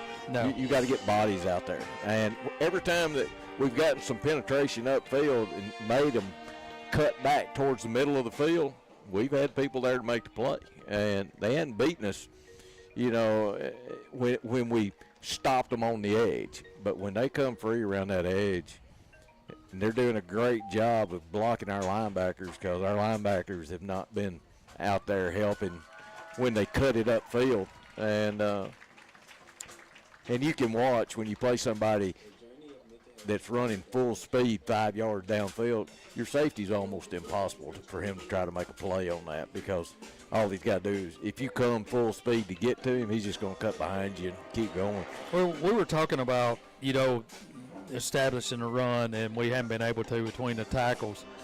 What makes it difficult, because we've seen a lot of teams go to this they go 3-3 stack or 3-4, that three-man front, you would think wouldn't be, you got three against five, and but it's kind of 3 against 4. 3 against 4, and it's kind of been I guess all season long. We've had trouble with it. Well, yeah, what it does is you don't know where those 4 are going. Yeah, and the 3 are trying to tie up 4 or 5 linemen, and if they're getting penetration, if their defensive front is getting penetration, you got to use another lineman to help, and that leaves a hole somewhere open for those 4 linebackers to make a play. And it's just hard to plug and block a guy that starts out 3 or 4 yards off line of scrimmage, and he can maneuver in any hole that he wants to go through. So it makes it a little bit. You need to be really athletic on your offensive line, and so I mean they had to deal with that with a lot of these. And I think you're right. A lot of these high schools are going to that because it's confusing to your basic blocking rules if you're a lineman. All right, the Tigers are heading out to the field. We're about ready to start the second half as Southside out on the field as well as the Hawk Band wrapping up their halftime performance. We'll take a timeout. When we come back, we'll have the second half kick. Hardin County gets the football to start the third quarter. Tigers trail 20-14 here at Jackson Southside. This is Hardin County football, 93.5 FM. Back after this.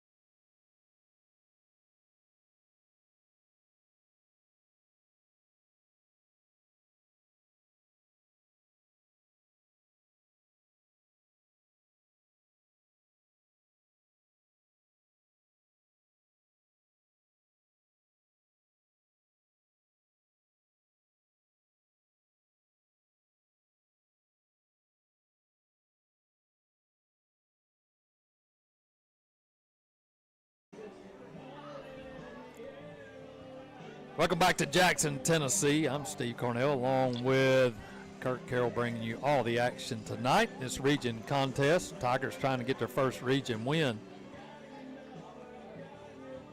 of the season.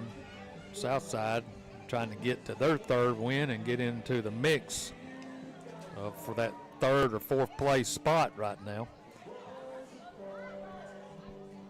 Tigers and the Hawks back out on the field. Tigers will receive the third quarter kick.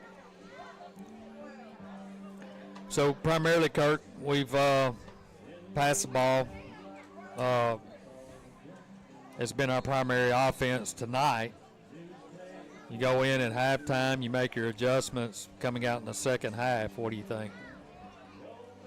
Just more of the same?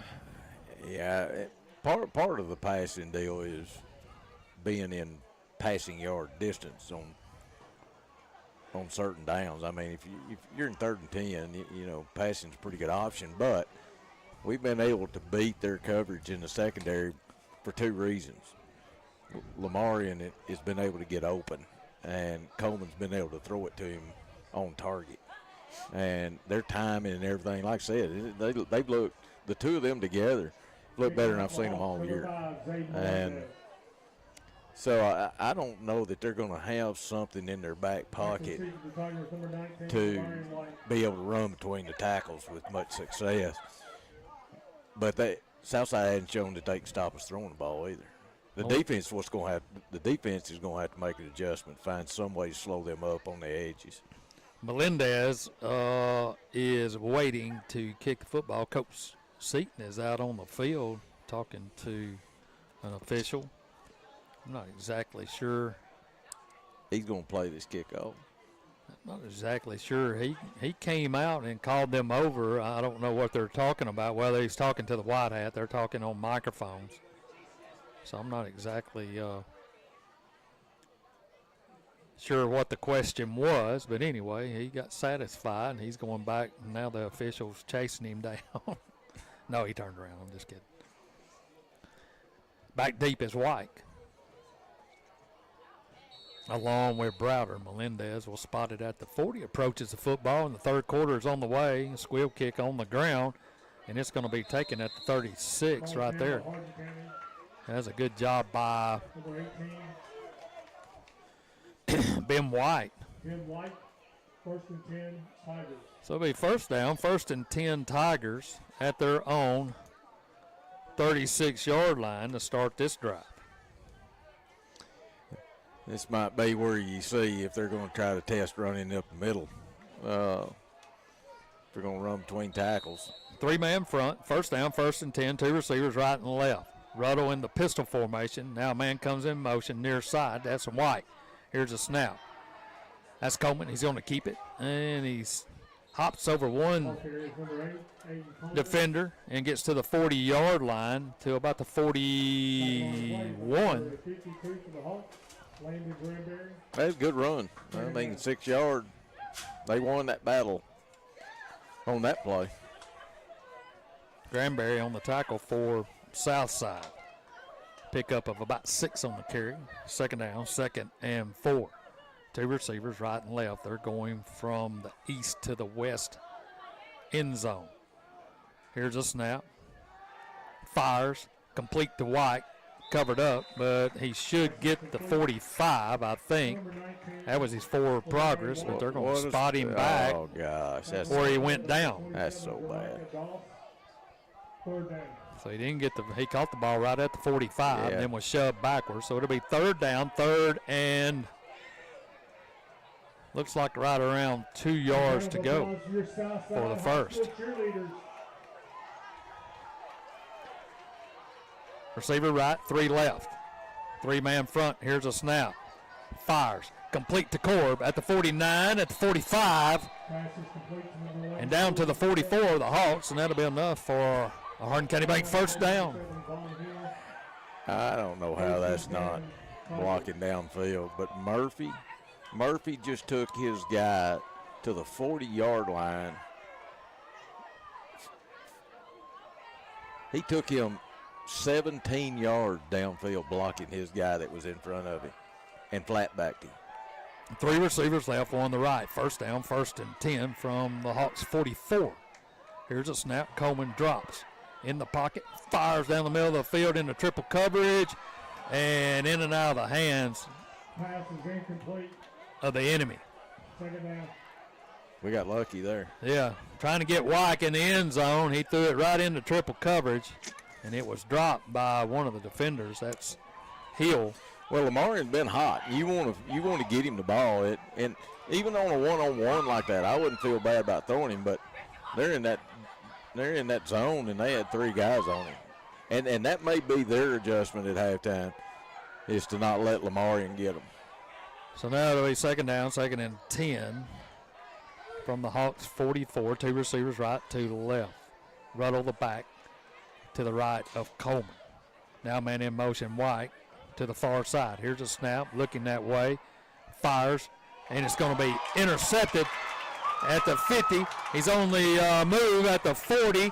Knocks a defender down to 30, still on his feet at the 10, going down the sideline and knocked out of bounds. Man, he put a stiff arm on somebody and just shoved him to the turf. I thought he was down, and he continued to go. And we went to the well too many times as Coleman was trying to get Snodgrass. And that was Green on the interception. And he runs it back to the 5-yard line. Well, he wasn't open. He had that linebacker just in his back pocket. And Coleman threw the ball a little inside. I don't know if Snodgrass was supposed to be a little bit more inside, but that's where the throw was. They just kind of battled for it, and he came up with it. So Stewart in the shotgun formation. Here's a snap. He'll give it to his tailback, looking for some running room. He's going to be hemmed in. Good penetration there by the Tigers. That's the way you got to do it.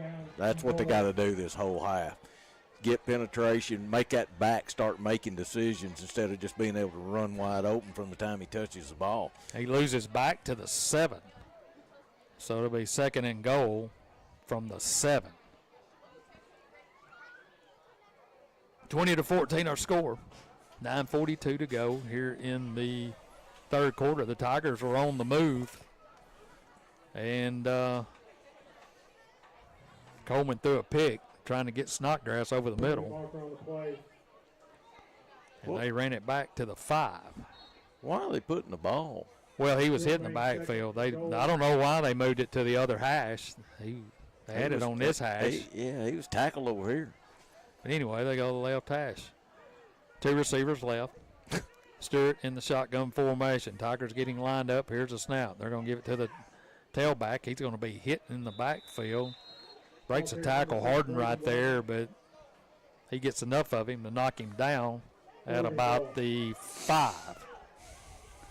Back to the original line of scrimmage, so it'll be 3rd and goal. Don't say 3rd. They've been successful every time you said 3rd down. So just say it's no, it's back at the 9. You need to say it's the other down. Yeah, the other down. Back at the 9-yard line. Excuse me.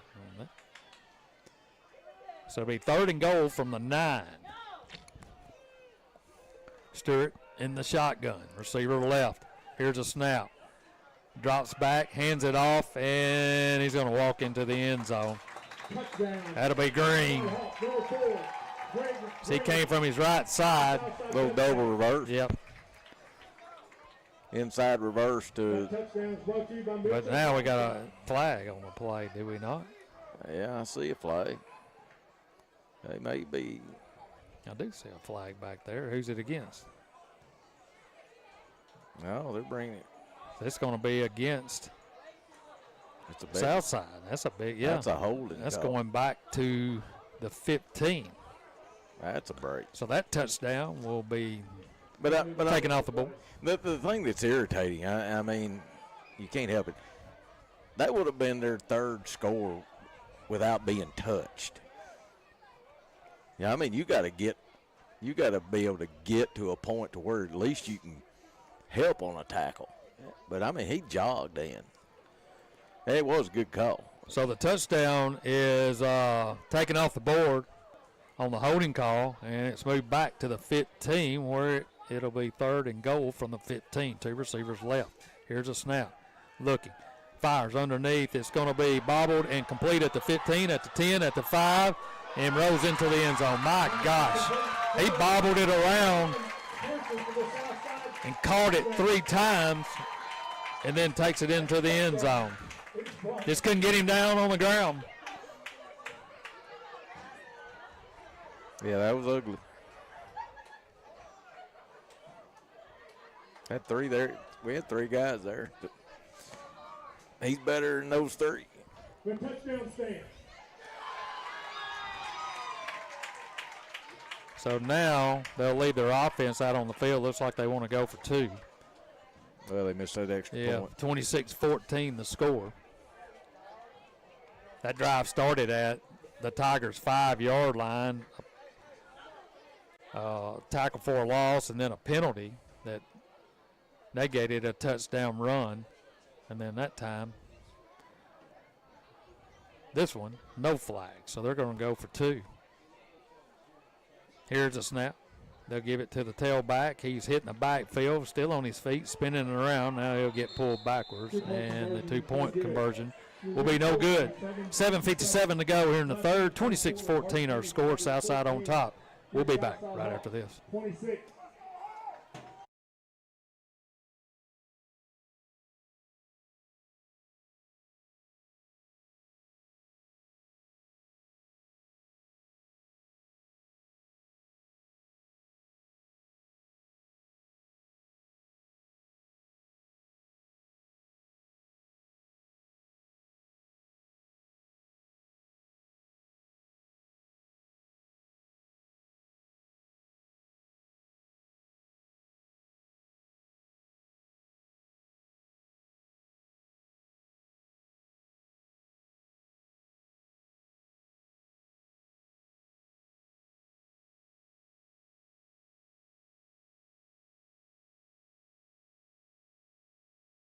The Tigers took the opening kickoff and threw a pick. They moved it down to the 5-yard line on the run back.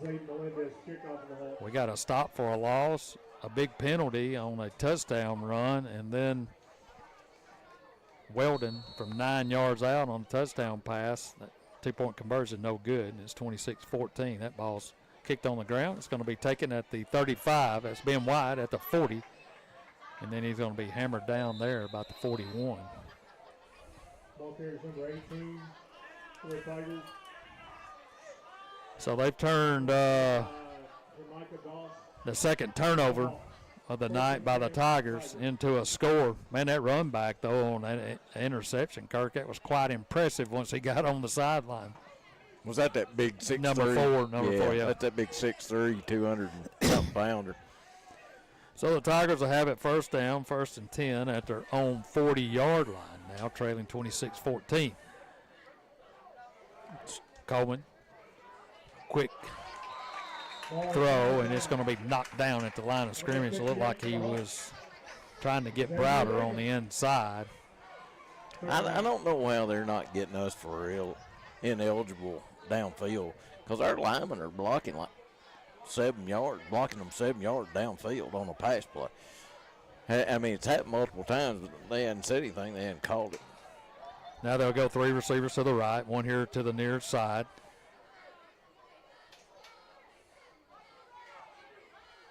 Coleman in the shotgun. 4-man front now for Southside. Here's a snap. Coleman looks, fires, and it's going to be caught or complete. They're going to say it's complete. Another great kick. He went down to the ground and got that one, scooped it up, and that'll be enough for a Hardin County Bank first down. That was fully laid out, made catch. He's on. He's on tonight. Moves it into Southside territory at their 44-yard line. We've been in their territory most of the night. Oh, and matched them pretty close probably in yardage. Now they'll go 3 receivers to the right. They're scrimmaging from the far hash. 1 receiver here near side. Here's a snap. Quick throw. complete to Browder, trying to get down the sideline, makes a move there at the 35, inside the 35 down to about the 32. And that looks like enough for another first down. It is another Hardin County Bank first down. I still want to know how Lamarian took that ball and ran in front of the first down state on that last, towards the end of the first half. I don't know. And they didn't give him a first down on it. That's the one that we tripped and failed and didn't get the first down. First down, 1st and 10. Here's a snap. Coleman this time will keep it right up the middle. He's at the 30, spins at the 25, spinning around at the 20-yard line, maybe a little shy of the 20-yard line. That's going to be close to another first down. They're not bringing it either. They think this is. It is another Hardin County Bank first down to the 21-yard line of Southside. They think they've got this game. They're not playing with same intensity. So Coleman will line them back up. 2 receivers to the right, 1 here near side. They're going from the east to the west. Here's a snap. This time they'll give it to Ruddle, trying to get outside. Does. Breaks a tackle in the backfield at the 19, and he'll be wrestled down around the 15. So a pickup of 6 on the carry. Good job. This drive started at our own 40-yard line. 6:06 to go. We trail 26-14, but on the march.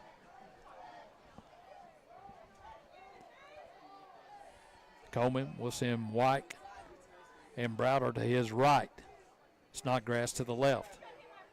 Now Smith in motion right. Here's a snap. He'll give it to Ruddle, looking for somewhere to run, and there's going to be nothing there. Those linemen up front, they're not very big, but they're quick, and they've been a nuisance. He got a cramp. And now we got a timeout. We've got a Hawk down on the field. And they'll send out the medical staff out there. 5:31 to go here in the third. We'll take a quick timeout. You're listening to Hardin County Football on 93.5 FM.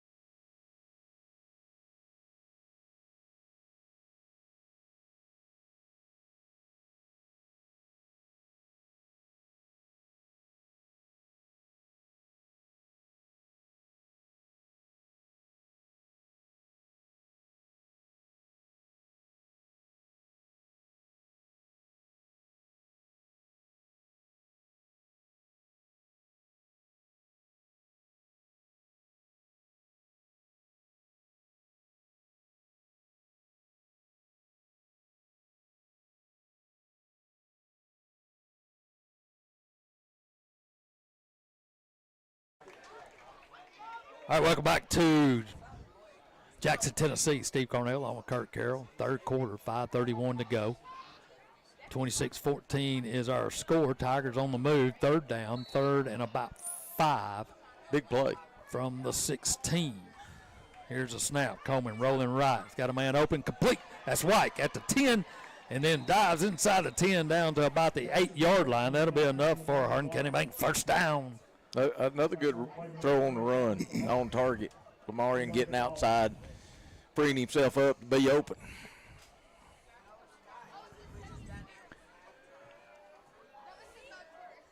So it'll be first and goal from the 8 for the Tigers.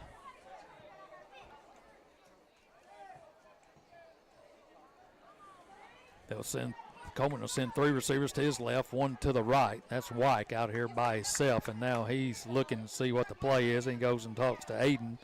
He'll get him lined up.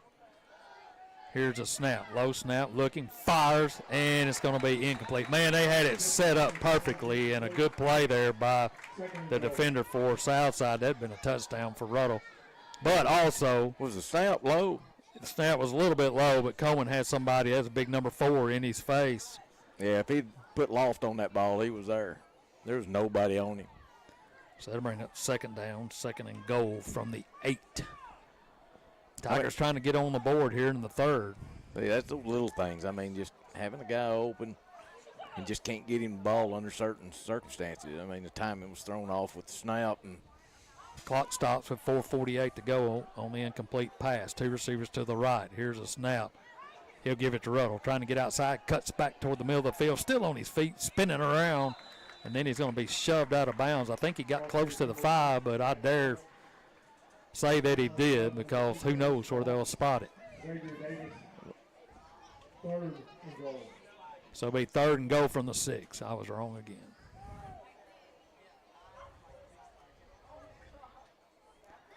So it'll be third down, third and goal from the 6. He was shoved out of bounds. Clock running now, 4:17 to go here in the third. Tigers trying to cut into the lead, 26-14 Southside.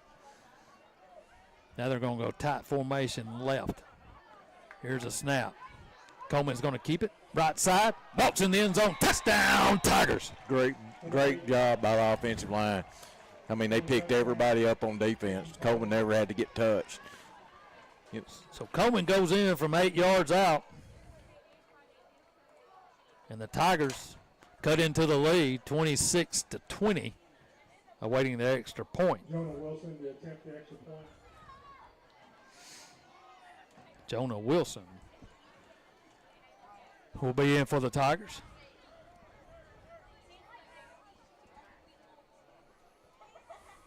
Here's the snap. It's down. The kick is up, and the kick is no good. Unbelievable. Kick is no good. So we miss it to the right, but the Tigers cut into the lead. We'll take a quick timeout. You're listening to Hardin County Football. We'll be back right after this.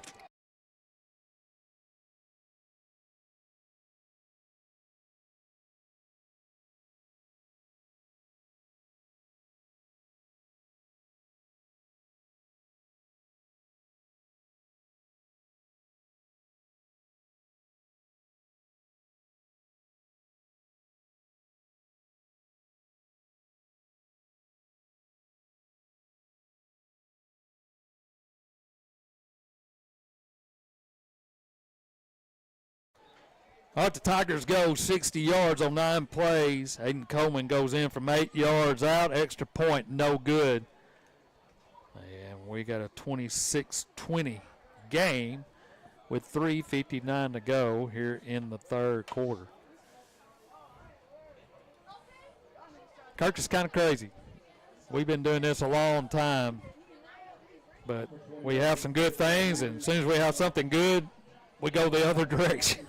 Yeah, we like to. One step forward, 2 steps back. Well, we just like to challenge ourselves. Yeah. Here is a line drive kick. It's going to hit at the 20-yard line and go out of bounds. What a bounce. Tony Knocker, free kick out. I don't know that he meant to do that, but, man, that's a line drive kick, and it hit and took a direct kick to the it left. went 90 degrees. That ball was about 10 yards inside the boundary, and then it just took a dead left. Like it hit a tree and bounced left. So they can make us kick it again or take it. They'll take it at I think you get it at the 40 now, don't you? I don't know with this career. I really don't. Well, 35. Yeah, it used to be the 35. Well, we've had a 6-yard penalty too. So. But you used to put it on the 40, I guess. Heck, I've forgotten all about it. That's better than where we usually. They've been getting it close to the 40 on those other kickoffs. Kick them all out of bounds. So Southside will have it first down, 1st and 10 from their own 35 to start this drive with 3:59 to go here in the third. 2 receivers left. Stewart, this time I have a back on either side. Shotgun formation, 4-man front. Here's a snap. They'll give it to the tailback. Come into the right, looking for some running room, and a good tackle there by Ellis Smith. Got him by the ankles. He did the right thing. You saw he come up. He came up, forced him. He was going to be blocked. He had a guard that had pulled that was leading on him. He came up and then dodged the block and went underneath and made the tackle, but they did give up 5 yards. So it'll be second down, 2nd and 5 from the 40. Stewart will send 2 receivers to the left, a back on either side of him. That's Graham and Newbold.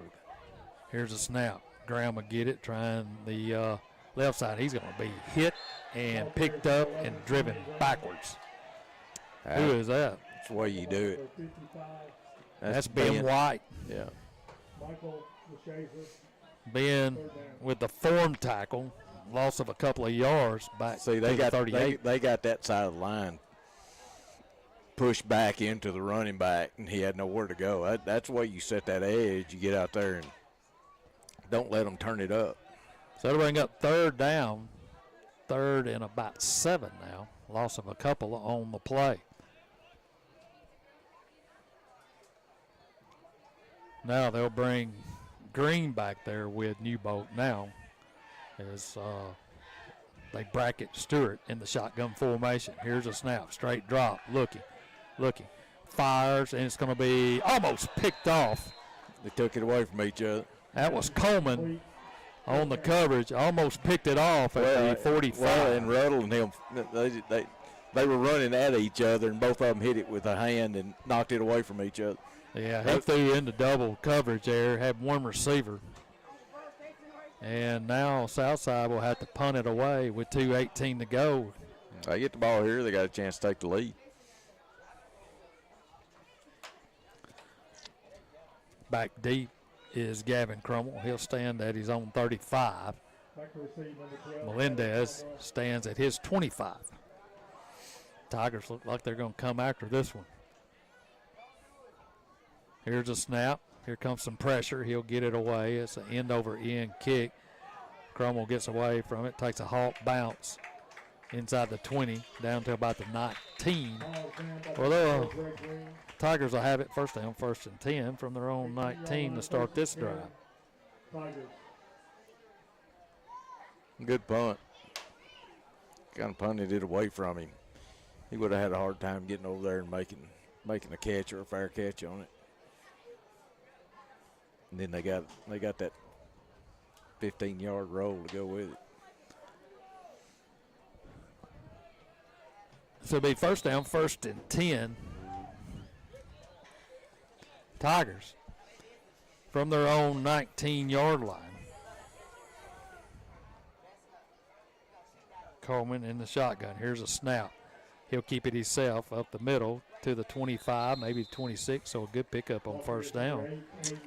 They're kind of winning that line of scrimmage now, Steve. They're getting a pretty good push on some of these runs that they're making. There's some holes there for us to run through that wasn't there in the first half. Now there's another injured Hawk. It looks like a cramp. And they'll race out there to see what's going on with him. Hey, in the morning, be sure to tune in for Sports Talk at 9 a.m. as me and Kirk will start your Sports Saturday with Sports Talk. We'll talk with Coach Seaton about tonight's game. And also take a look at Tennessee, Alabama, 3rd Saturday in October. It's a special time of the year.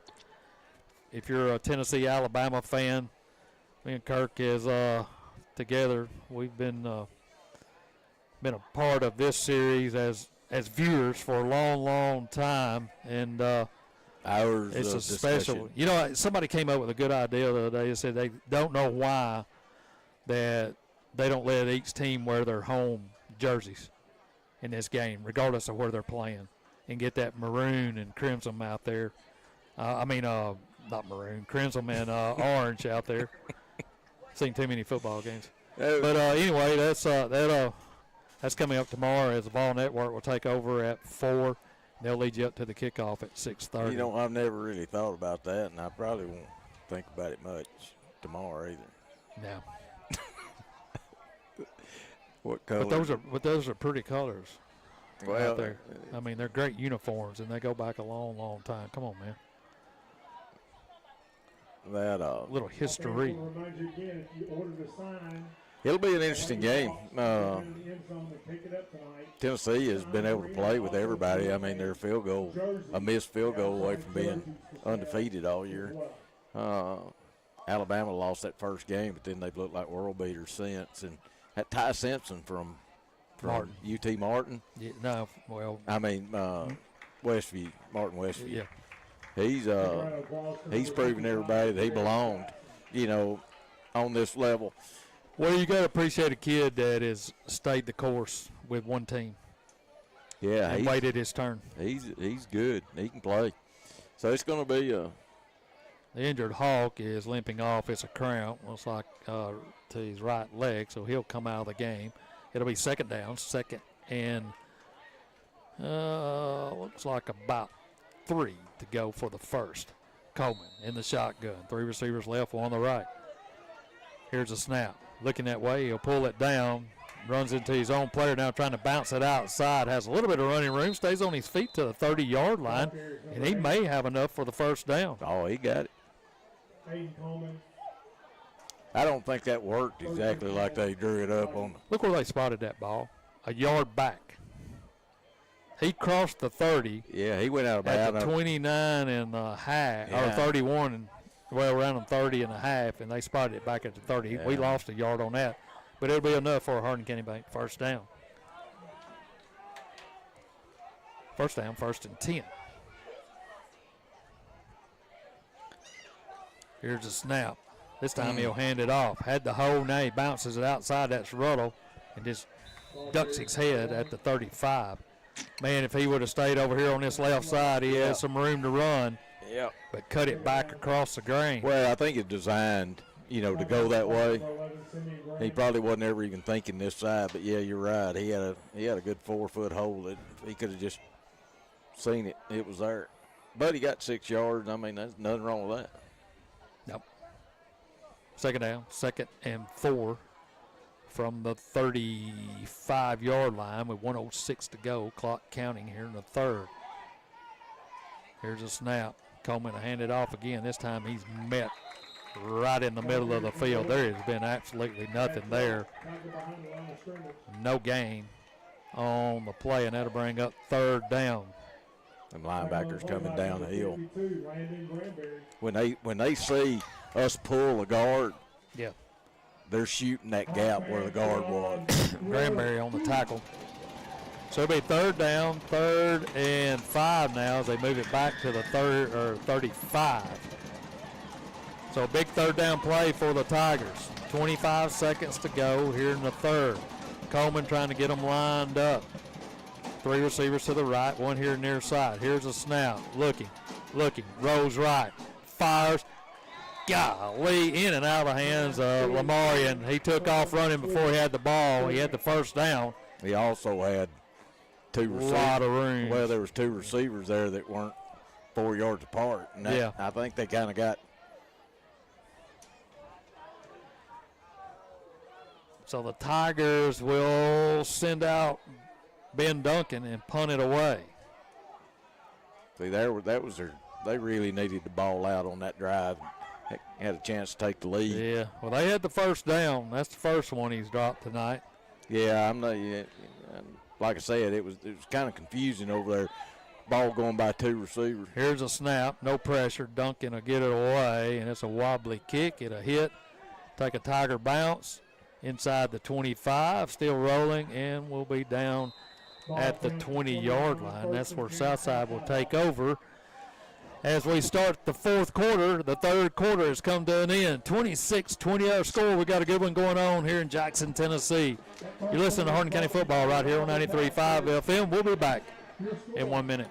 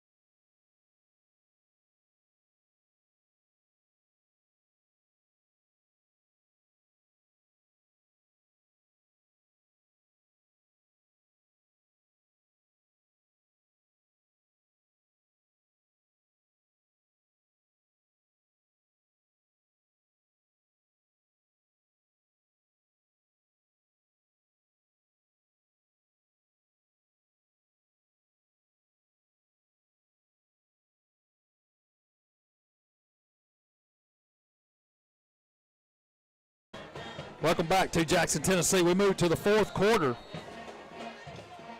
as we change ends of the field. SouthSide will have it first down, 1st and 10 from their own 20-yard line. Good punt by Ben Duncan. Here's a snap. They'll hand it off, looking for running room. Cuts it back to the middle of the field, still on his feet at the 30.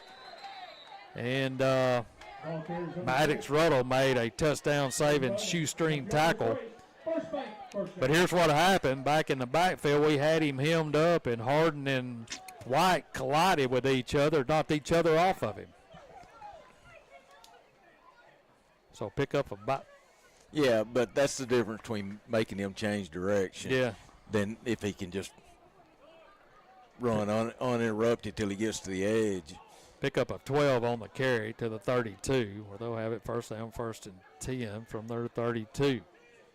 Tigers need a turnover. They've had 2 of ours, scored on 1. Here's a snap. They'll do the inside reverse again. That's Green, still on his feet, still picking his way down the sideline, still on his feet, and at the 50-yard line, spins out of a tackle, going down the sideline at the 30, 20, 10, 5, touchdown. Flag. And a flag on the field. Block the back. Back at the 34-yard line. That one may be coming back. Maybe he'll get mad again. And they can add 15 more on to it. I'll tell you one thing, we ain't tackled him yet. No, we don't want to.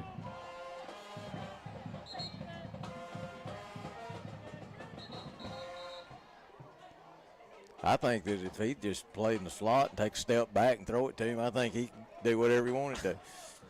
So let's see what the penalty is. The penalty flag's around the 34.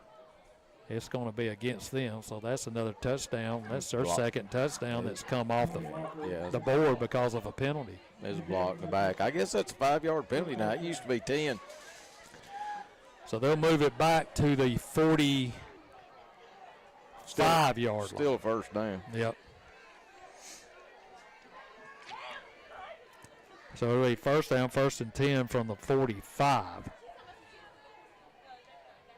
Whew. We escaped that one. I'm like you, Kirk. I don't know why you just don't put him in the backfield and let him go. Or just flip it out to him.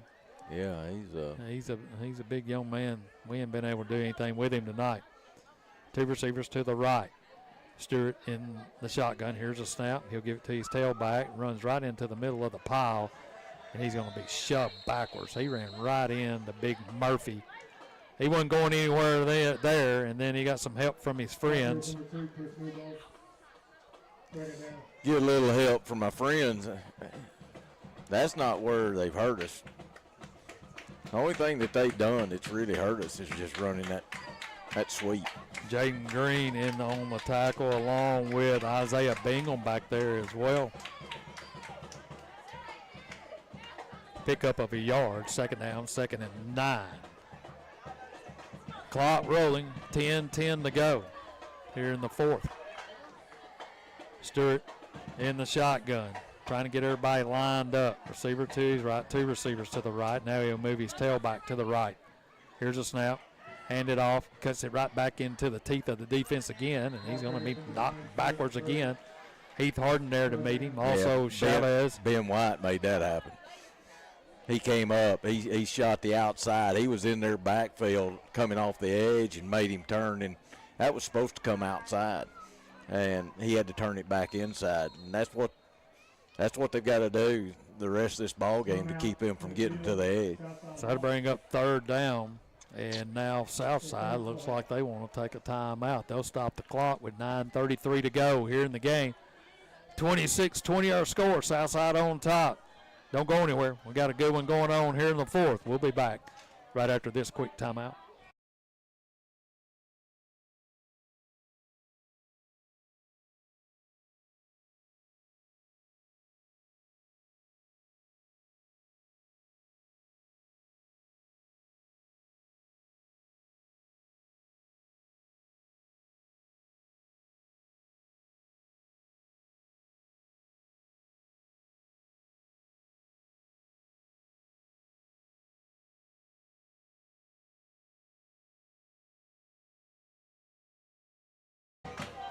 All right, welcome back.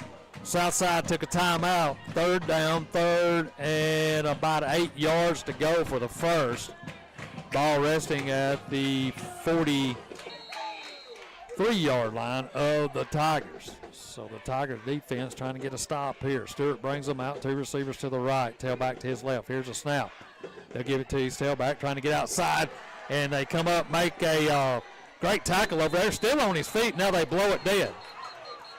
They blew it dead over there. They should have. As it stopped his forward progress. He got knocked backwards, pulled backwards. I don't know who that was that came up, but absolutely laid a lick on him. And then they ran him backwards. In fact, he lost back to the 45. Why did they give him the ball at the – he was hit back here close to the 50. Yeah. So Southside doesn't like the call. They think it's an early whistle, and now they're going to punt it away, we think. Man, what a lick. I couldn't tell who that was, Kirk, that come up and made that hit. But whoever it was, they laid the wood to him. Yeah, he got – and now we got a penalty flag. Sideline. Sideline warning again. First one was for us. If they get another, it'll be an unsportsmanlike. Sideline warning against the Hawks. So the Southside fans, they don't like what's going on. There is a line out there for a reason, right, Kirk? Yeah, I officiated for 15 years, and I never did have a sideline warning. I just told them to get back. So Gavin Crumwell will be back deep for the Tigers. He stands at his 20.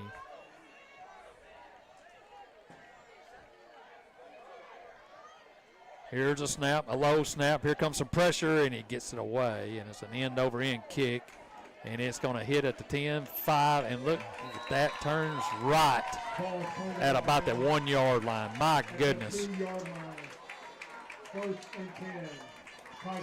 What a great punt. Well, what happened? In the first half, is it a different punter? That same guy. The guy in the first half, No, that's actually Stewart, the quarterback, punted that one. He's a better punter than their punter because the guy in the first half, he couldn't kick it 20 yards. So the Tigers will start this drive at their own 2 yard line. They started their last drive at their own 19. So they first and 10 from the 2. Shotgun formation. Receiver right, receiver left. Man in motion left. Here's a snap. Coleman trying to get outside, and he's just going to flip it, and that's going to be grounding right there, and that's going to be 2. That's going to be a safety. Yeah. He ran right into Green and just tried to flip it out of there, and it will be a safety. Better. Yeah. We ran sideways. He went about 2 to 3 yards deep in the end zone. And that didn't work out. Left in the fourth quarter. Hardin County Tigers 20. Not only that, 28. gives Southside that 2 points that they've been looking for. Yep.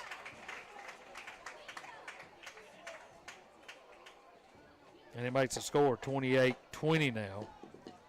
And the Tigers will have to give it right back to them as well. That's kind of a bad one. Yep.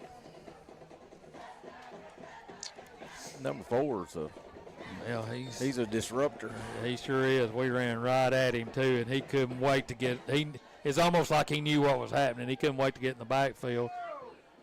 Well, somebody's supposed to block it. Yep. That didn't happen.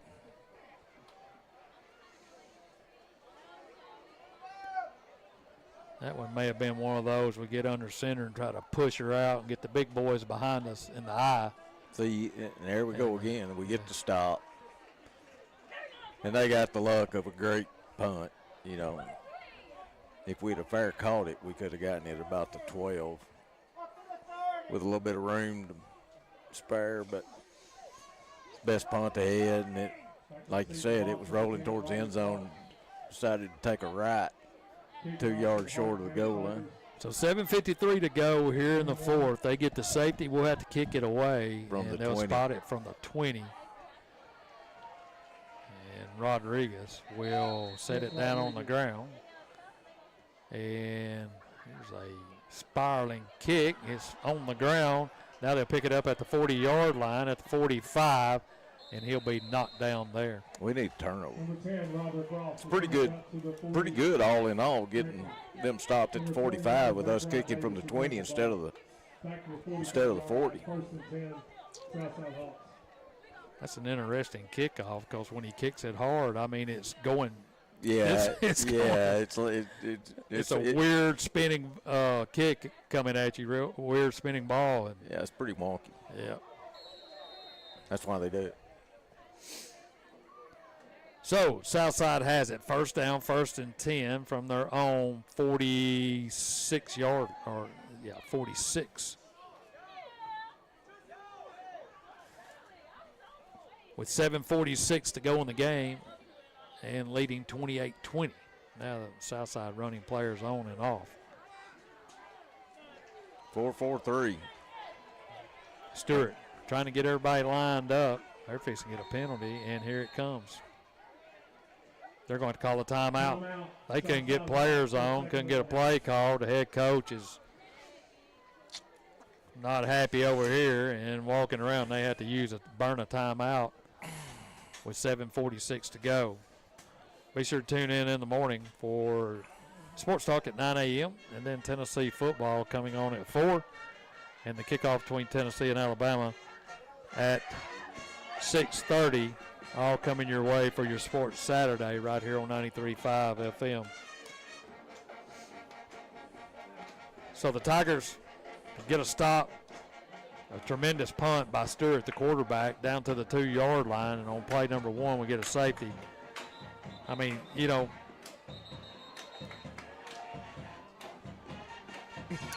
it's just a head scratcher to see some of the things that it hadn't gone our way. Well, you get the stop that that could you be the wanted. difference in this game. You did a good job getting them stopped on 3rd down, force them to punt. They punt it down to the 2 and then get a safety, and then you're right back to shooting yourself in the foot again. So Stewart will bring them back out. He'll send a receiver to the right, 2 to the right now, 2 here to the near side. 4-man front for the Tigers, receiver to the right. And now we have another whistle as Coach Seaton was hustling down to talk to the official on his sideline. I don't know what he's talking about. The head linesman's got a bad leg. He's limped all night. I don't know what they're talking about. He's talking to the quarterback and to the tailback. So he's making somebody go off the field, it looks like. He's going to make the quarterback go off the field. What in the world are they doing? Now there's an official timeout. Official timeout on the field. Coach Seaton saw something, ran down to the official on his sideline, and now he was talking with the quarterback and the tailback. Hey, look at number 4 over there. He got those long arms. I mean, he's athletic. Yeah, I don't know what we're doing. I don't know that they know what we're doing.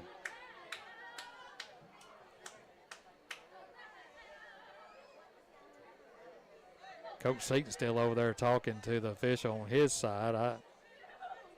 I really don't know what all that was about. That's a few minutes we won't get back, Kirk, right there. 2 receivers to the right, 1 here to the near side. Here's a snap, straight drop, looking that way. Fires down the field long, and it's going to be incomplete. And now here comes a flag. That's a good call. As they're going to get Browder for the pass interference, but I mean, That was Graham, 6'4", 210 on Landon. That's quite the mismatch.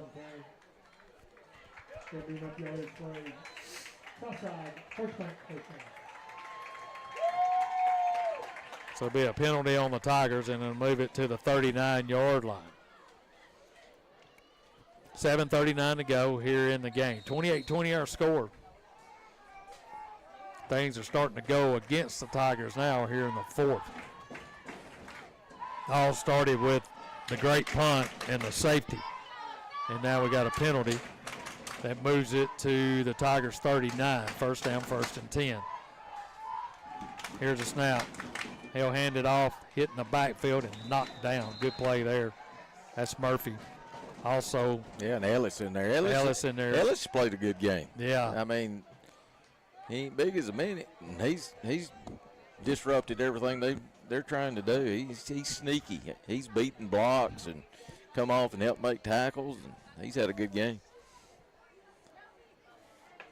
Bring up 2nd down, 2nd and 9, pickup of a yard. Stewart looks over to the sideline. He'll send 3 receivers to his right now, tailback to his right. 1 receiver here to the near side. 4-man front. Here it comes, some pressure. He'll fire, complete, and he'll be knocked down there as he'll get to the 34, and that's Browder on the tackle, and he comes up a little bit gimpy too. That receiver, he's big. He didn't like the fact that he got knocked down like that, and he's kind of moping.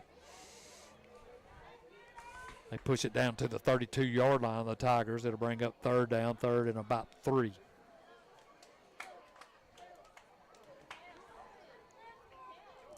Stewart brings them to the line.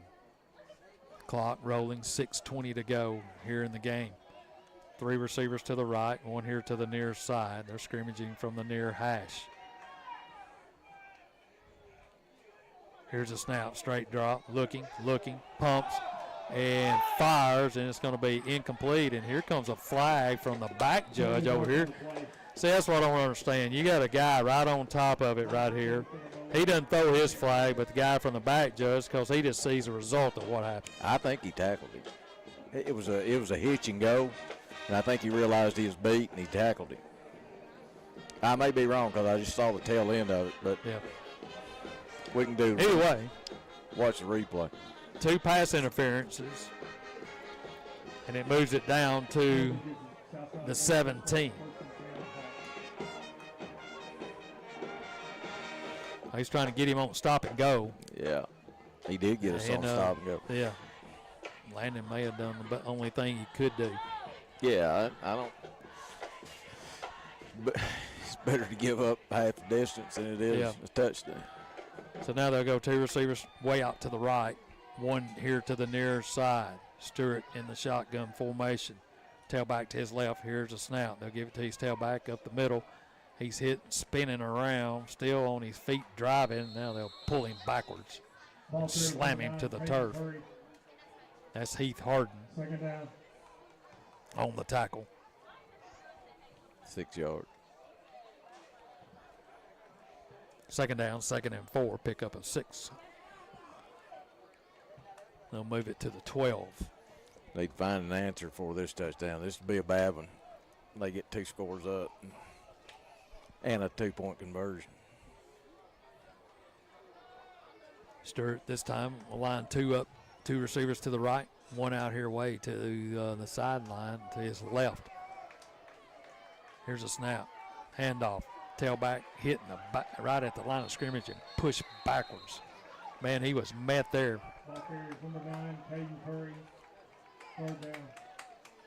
That was Big Murphy again. Also, Heath Hardin comes out of the pile. And Lamarian White, man, he was smacked right at the line of scrimmage and pushed backwards. So that'll bring up 3rd down. And about 3, maybe 4 yards to go. Clock not our friend now, though. We're approaching 4 minutes to go here in the 4th quarter. Tigers trying to hang on. They're down by a score. Receiver left, 2 to the right. Here's a snap. throws it that way, and it's going to be incomplete. So they tried to get him on the slant and threw a little hard and behind him, and that'll bring up 4th down. They're not really a passing team. Well, you know, they got a good field goal kicker. I don't know that they'll go for it, but, I mean, that would put them up 2 scores with 3:49 to go. Yeah. But I guess the other logic is, well, if we don't get it, I don't know that that kicker's that good. they're at our 11. They don't think he is either. Well, I was just saying. They got a receiver out there uncovered. Now somebody goes out there. 4th down. Here's a snap. Looking. Fires in the end zone. Was it score? Touchdown, Southside. I thought he underthrew it.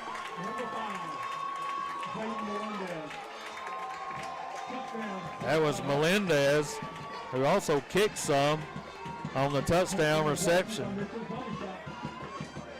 from 11 yards out. If they go for 2 here, it'll make it a 2-score and 2-point conversions to catch it. But they're going to go this way. I'd go for the 2. So it's 34-20 now. Melendez in to kick the extra point. Stewart awaits the snap. It's down. The kick is up, and the kick is good. 3:43 to go. Our new score, Southside 35, Hardin County 20. We'll take a quick timeout. You're listening to Hardin County Football on 93.5 FM.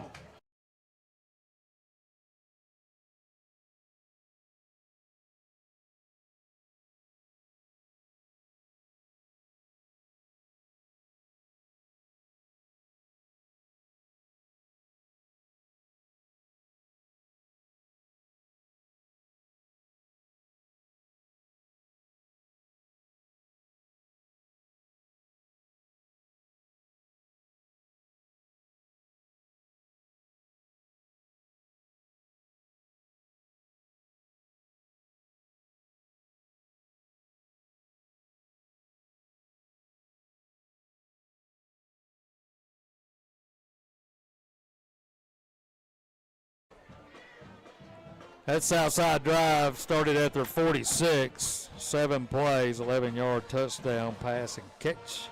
Extra point good, 35-20. Our score with 3:43 to go here in this contest. Next week, the Tigers will be at home for the final 2 games of the regular season. Lexington will be in town on Friday night, pink out night. And then the following week, it'll be a Thursday night game as South Gibson will be in town. Of course, if you can't make it, you can catch it all right here on 93.5 FM. Here's a kick on the ground. Goes high in the air. Tigers have it. That's Ben White, and he'll be knocked down at the 35-yard line. So Hardin County will have it first down, 1st and 10 at their own 35-yard line. They need a couple of quick strikes, Kirk, with 3:38 to go here in the game. We've had that one big touchdown pass to Lamarian to match their 4 or 5 60, 70-yard touchdown. Here's a snap. Coleman, straight drop, looking under pressure now. Fires, and it's going to hit short of Lamarian. They bring up 2nd down. Lamarian was actually open there. I mean, he'd come back to help his quarterback and had some separation from the back, but Coleman just couldn't get him the ball right there at the sideline. 2nd down, 2nd and 10. 2 receivers to the left, 1 here near side. Ruddle the back to his left, 3-man front for the Hawks. Here's a snap. Here comes a blitz. Coleman's going to be hit from behind and sacked. Same guy. Yeah, Green came off the edge, unblocked. And they spot it back at the 25. I seen that one the whole time. I seen him edge it. He started out back at his linebacker spot and then just kind of snuck his way up on the outside. He's quick too. He didn't have any responsibility other than go get him. So we got third down, third in a bunch. 3 receivers to the right, 1 left. Here's a snap, straight drop. Now under pressure again. Gets away from a defender, stays on his feet, heading down the sideline, and will be pushed out of bounds at about the 30-yard line. There's a hawk down back here at the 15, but he's going to get up. Man, they had him dead to rights there and spun out of the tackle. Yeah, good job by Coleman being able to find a way to escape out of that and get quite a bit of that yardage back. I thought we were fixing to be in. So it'll be 4th down with 2:37 to go here in the game. Clock stopped. Coleman ran out of bounds. Come up with an answer here, or it's 4th down, 4th and singing. about 15. Here's a snap. Straight drop, looks, fires, throws short, and he's going to be dropped right there. What was that? I have no idea. That one even. I'm not sure. He threw it underneath that Threw a 3-yard hitch.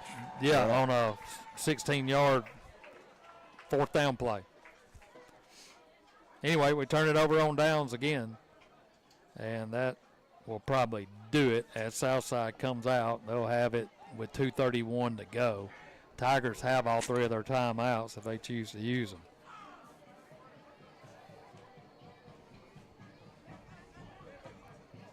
Stewart will bring them out. Depends on how they want to play this one here. They may want to tack a few more on. Who knows? First down, 1st and 10 from our 34. Here's a snap. They'll hand it off. Still on his feet to the 30-yard line. He'll be knocked down there. I don't know if Coach Seaton will use a timeout. He will. There's his first timeout with 2:17 to go. You know, the offense had some pretty good magic going on there in the first half. But second half, they hadn't been able to hit on those 12, 15, intermediate passing routes that they were hitting in the first half. Well, that's what we talked about. Of course, the thing about these games are, in-game adjustments, then go to halftime and make your adjustments there. But they make adjustments, you make adjustments, and you hope your adjustments are better than theirs. And they kind of shut our passing game down. They weren't going to let Lamarian beat us in the second half. No, but I don't think they really doubled on him or anything. I think there's just they got more pressure on the quarterback. Didn't have much time to find guys, and he's running for his life when he catches a snap. Well, they were really able to pin their ears back because we really couldn't get our running game established. No, there wasn't going to be a running game. So now they'll go 3 receivers to the left. Shotgun formation, 2nd down, 2nd and 5. 2:17 to go here in the 4th.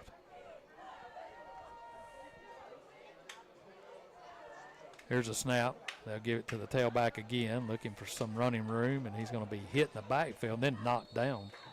That looks like Ben White that came up and made the initial contact, and then he'll be knocked down. Chavez and Crummel coming up out of the pile. That'll bring up 3rd down, and we'll call another timeout. We'll take this timeout with them. 2:06 to go here in the contest. You're listening to Hardin County Football right here on 93.5 FM. Back after this.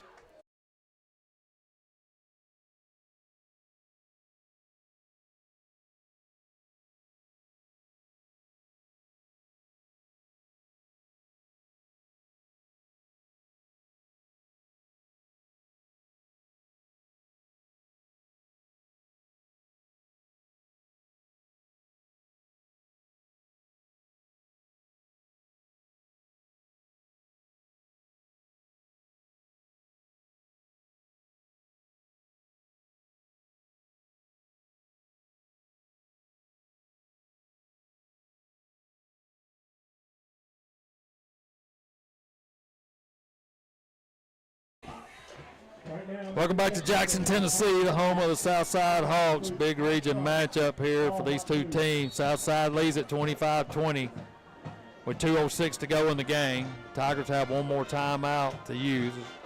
Third down, 3rd and 3. Get a first down here, won't matter. Stewart in the shotgun formation, 2 receivers right and left. Here comes a man in motion. They'll give it to his tailback, has some running room, then he's going to be hit by Hardin.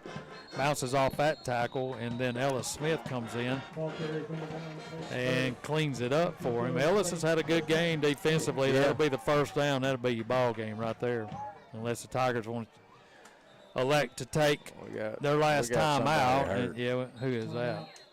That's Green down on the field, and medical staff for the Tigers will come out.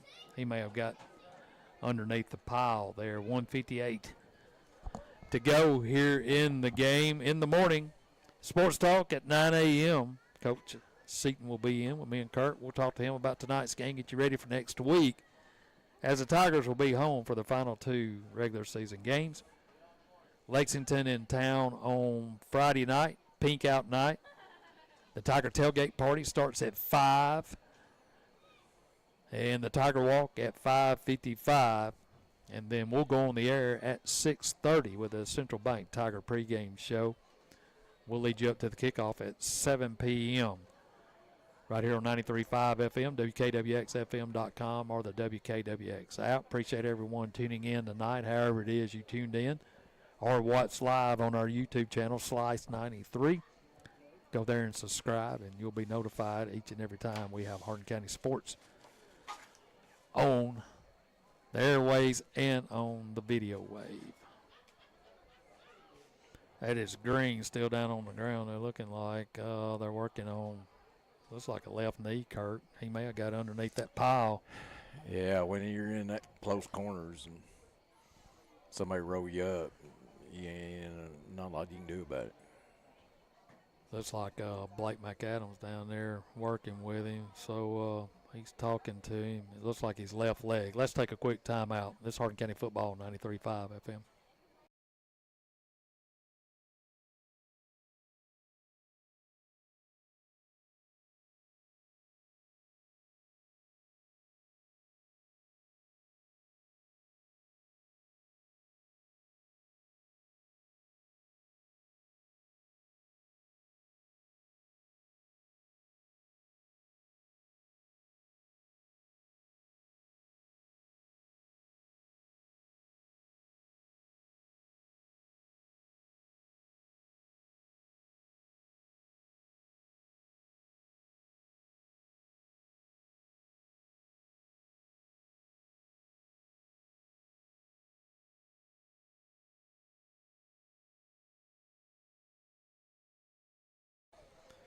All right, Jaden Green is helped off the field. Looks like a left leg injury of some sort. 1:58 to go.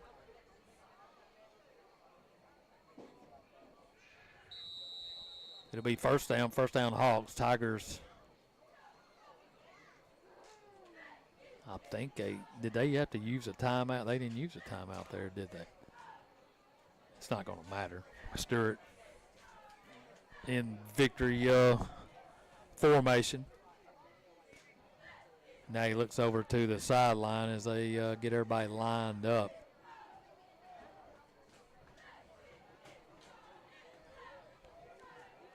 Here's a snap. They'll give it to the tailback, looking to get outside. He's going to be hit in the backfield again. That's Ellis Smith coming in. He's been at that young man's legs all night long. And Hardin County will take their final timeout. We'll take a final timeout with them as well, as you're listening to Hardin County football right here on 93.5 FM. We'll be back in 30 seconds.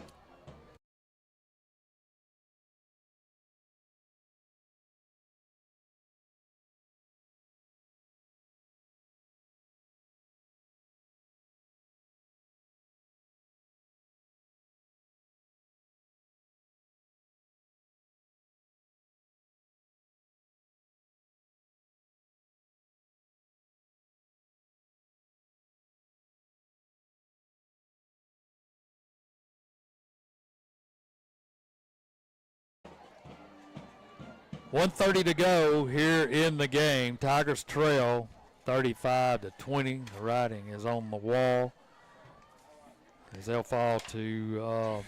Well, if we pick up a fumble right here and run it for a touchdown, then onside kick and throw it to Lamar in the end zone, then we get Appreciate your one enthusiasm. 2-point conversion. The other field goal, extra point. We got this thing tied up. Second down. 2nd and 9. Stewart looks over to the sideline. 1:30 to go. Now he'll walk up and say something to his lineman. Here's a snap. Handoff right up the middle, and he's going to be hit and driven backwards.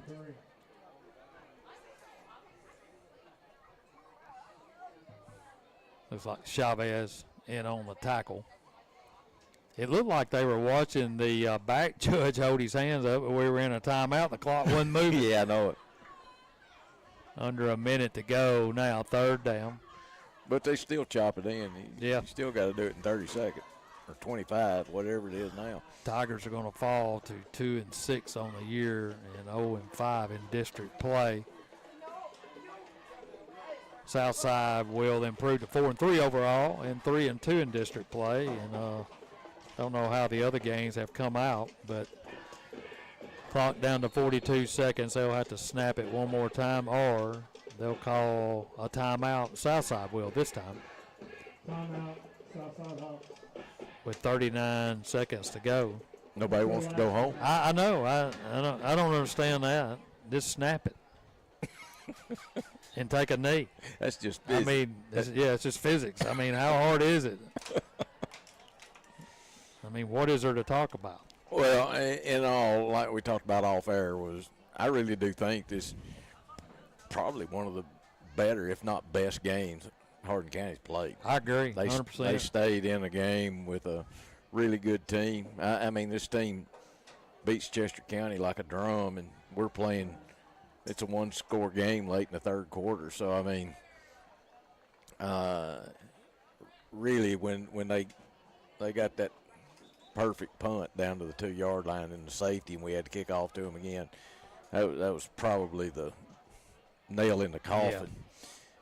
Yeah. But up until then, defense was making stops. They weren't having near as many explosive plays as they did in the first half, and they kind of cut that down, and the offense just couldn't find it when they started just peeling their ear back and blitzing every play. Here's a snap. Stewart will take it, kneel down. That should be the final play of the game unless the Hawks want to call another timeout. And I think they won't. Yeah. As they'll wind it down, and that'll do it from Jackson Southside. 35-20 our score. Stay tuned for the Central Bank postgame show. That's coming your way next.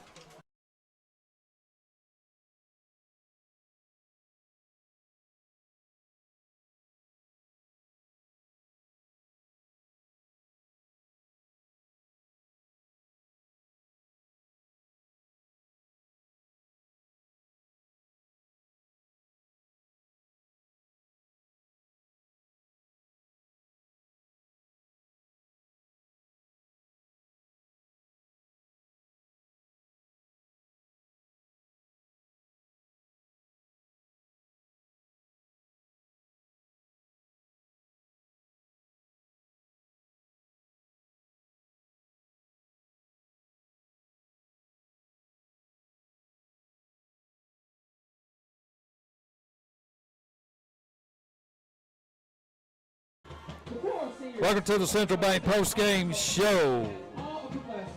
Tigers lose at 35-20. Let's take a look at the scoring. Southside opened the scoring up with a 4-play drive, 41 yards. 7-0 was our score early. Then the Tigers got on the board in the 2nd quarter.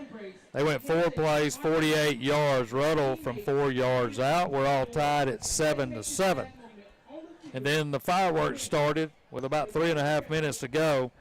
Southside got their next score on a 3rd down run. Weldon goes 78 yards for the touchdown run, 14-7 at that point.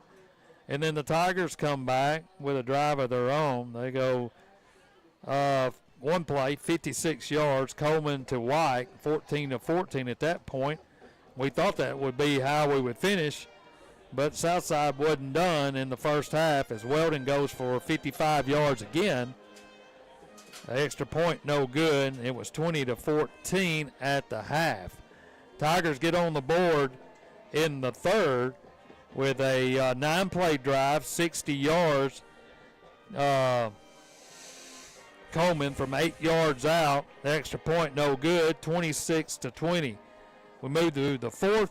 The only score in the fourth happened to be on a safety after an outstanding punt by Southside. Pinned us inside the 5 down to the 2-yard line, and Coleman on play number 1 was sacked in the end. Well, actually, it was grounding as he tried to just pitch it as he was being sacked, and it went up 28-20, and then they get one more score. I said the only score. They get one more score late. They go on a 7-play drive, 11-yard touchdown pass, 35-20. Is the final, like you said, Kirk. I mean, it was one of the better games that we've had all year as far as all around, but we just couldn't capitalize after we had something good. We seemed to have something bad that hurt us. Yeah, well, you got to play perfect ball, and if you don't play perfect ball against teams like this with that kind of speed and size, they're going to outrun you, and you're going to give up those 50 and 60-yard touchdown runs like they did tonight. And it's just hard to play perfect. I don't know a team that ever does. And sooner or later, Steve, you know we were talking in baseball, and you had to play a guy out in right field because you was hoping nobody would hit it out there. But they always find that right fielder and end up outscoring you in a baseball game. And it's kind of like this. I mean, sooner or later, if you make a mistake, they make you pay, and they've got great athletes, and we were still in it. I mean, 6-point game late in the third quarter. We're still playing good. That's the other thing you can be proud of. You know, as a coach, your team didn't quit playing. They played hard till the end of the game. So, offense was just really clicking on all cylinders. But you just look at it. Their scoring drives are 1 play, 3 plays, 8 plays. Our scoring drives are 9 plays, 11 plays, 12 plays. And in that order, when you can just score at will at any time, instead of we have to grind it out and make no mistakes. You get a 15-yard penalty and you put you in 3rd and 20 instead of being in 3rd and 10, and you just can't overcome that. They pitch it out to a guy that runs like the wind, and he breaks 1 tackle and then outruns everybody to the end zone. And it's just hard to beat teams when they've got a little bit more size and speed than you do. Yeah, you know what's funny about the first half, we were clicking with our passing game, didn't get a run game established. They had their run game established. And then we come out in the second half, we both make adjustments. We can't get our passing game back going in the second half, and we shut them down on the run. They had to go to the air, and that was the one score they had was in the air. Well, and the other thing, too, is to counter out their run game, we went man coverage out up wide on their wide outs and on their receivers, and we got 2 pass interference penalties in that one drive. We gave them 30 yards on that drive, but had to keep them from scoring, and ended up hitting that score in the back of the end zone with a pass. So, yeah, they did what it took to stop the run, but if you take something away, if you put something in, it's going to take something away, and that was the situation there. That's what's great about football. It's like a chess match. If I put 8 guys in there instead of 7, we stop the run, but now they start completing passes on us. So it still comes down to athletes. All right, Tigers lose at 35-20. And Lexington will be in town, the rivalry game next Friday night right here on 93.5 FM starting at 7 p.m. Be sure to mark it down. And then we'll be with Coach Seaton in the morning for Sports Talk. Our Sports Saturdays start at 9 a.m. right here on 93.5 FM. That's going to do it for us from Jackson, Tennessee, as the Tigers lose it 35-20 over here at SouthSide Field. Kirk, any final comments before we get out of here? I was proud of the way they played. Yeah. I mean, there's been a couple of games this year that we weren't still excited in the fourth quarter. This one was different. I mean, they played loose, and they played effective, and they had a good game plan. Some great calls by the coaching staff, and the execution was good. It was just those, really two big long runs, a 60 and a 70-yard run. You take those two plays out of the game, you win it. So I mean, I was proud of the way they played. We'll talk about it more in the morning at 9 a.m. Thanks to Clark at the station, to all of our listeners, and of course our sponsors that bring Hardin County football. And that'll do it for us from Jackson, Tennessee. For Kirk Carroll, I'm Steve Cornell saying so long, Tiger fans. Sports Talk in the morning at 9 a.m. Enjoy the rest of your Friday evening.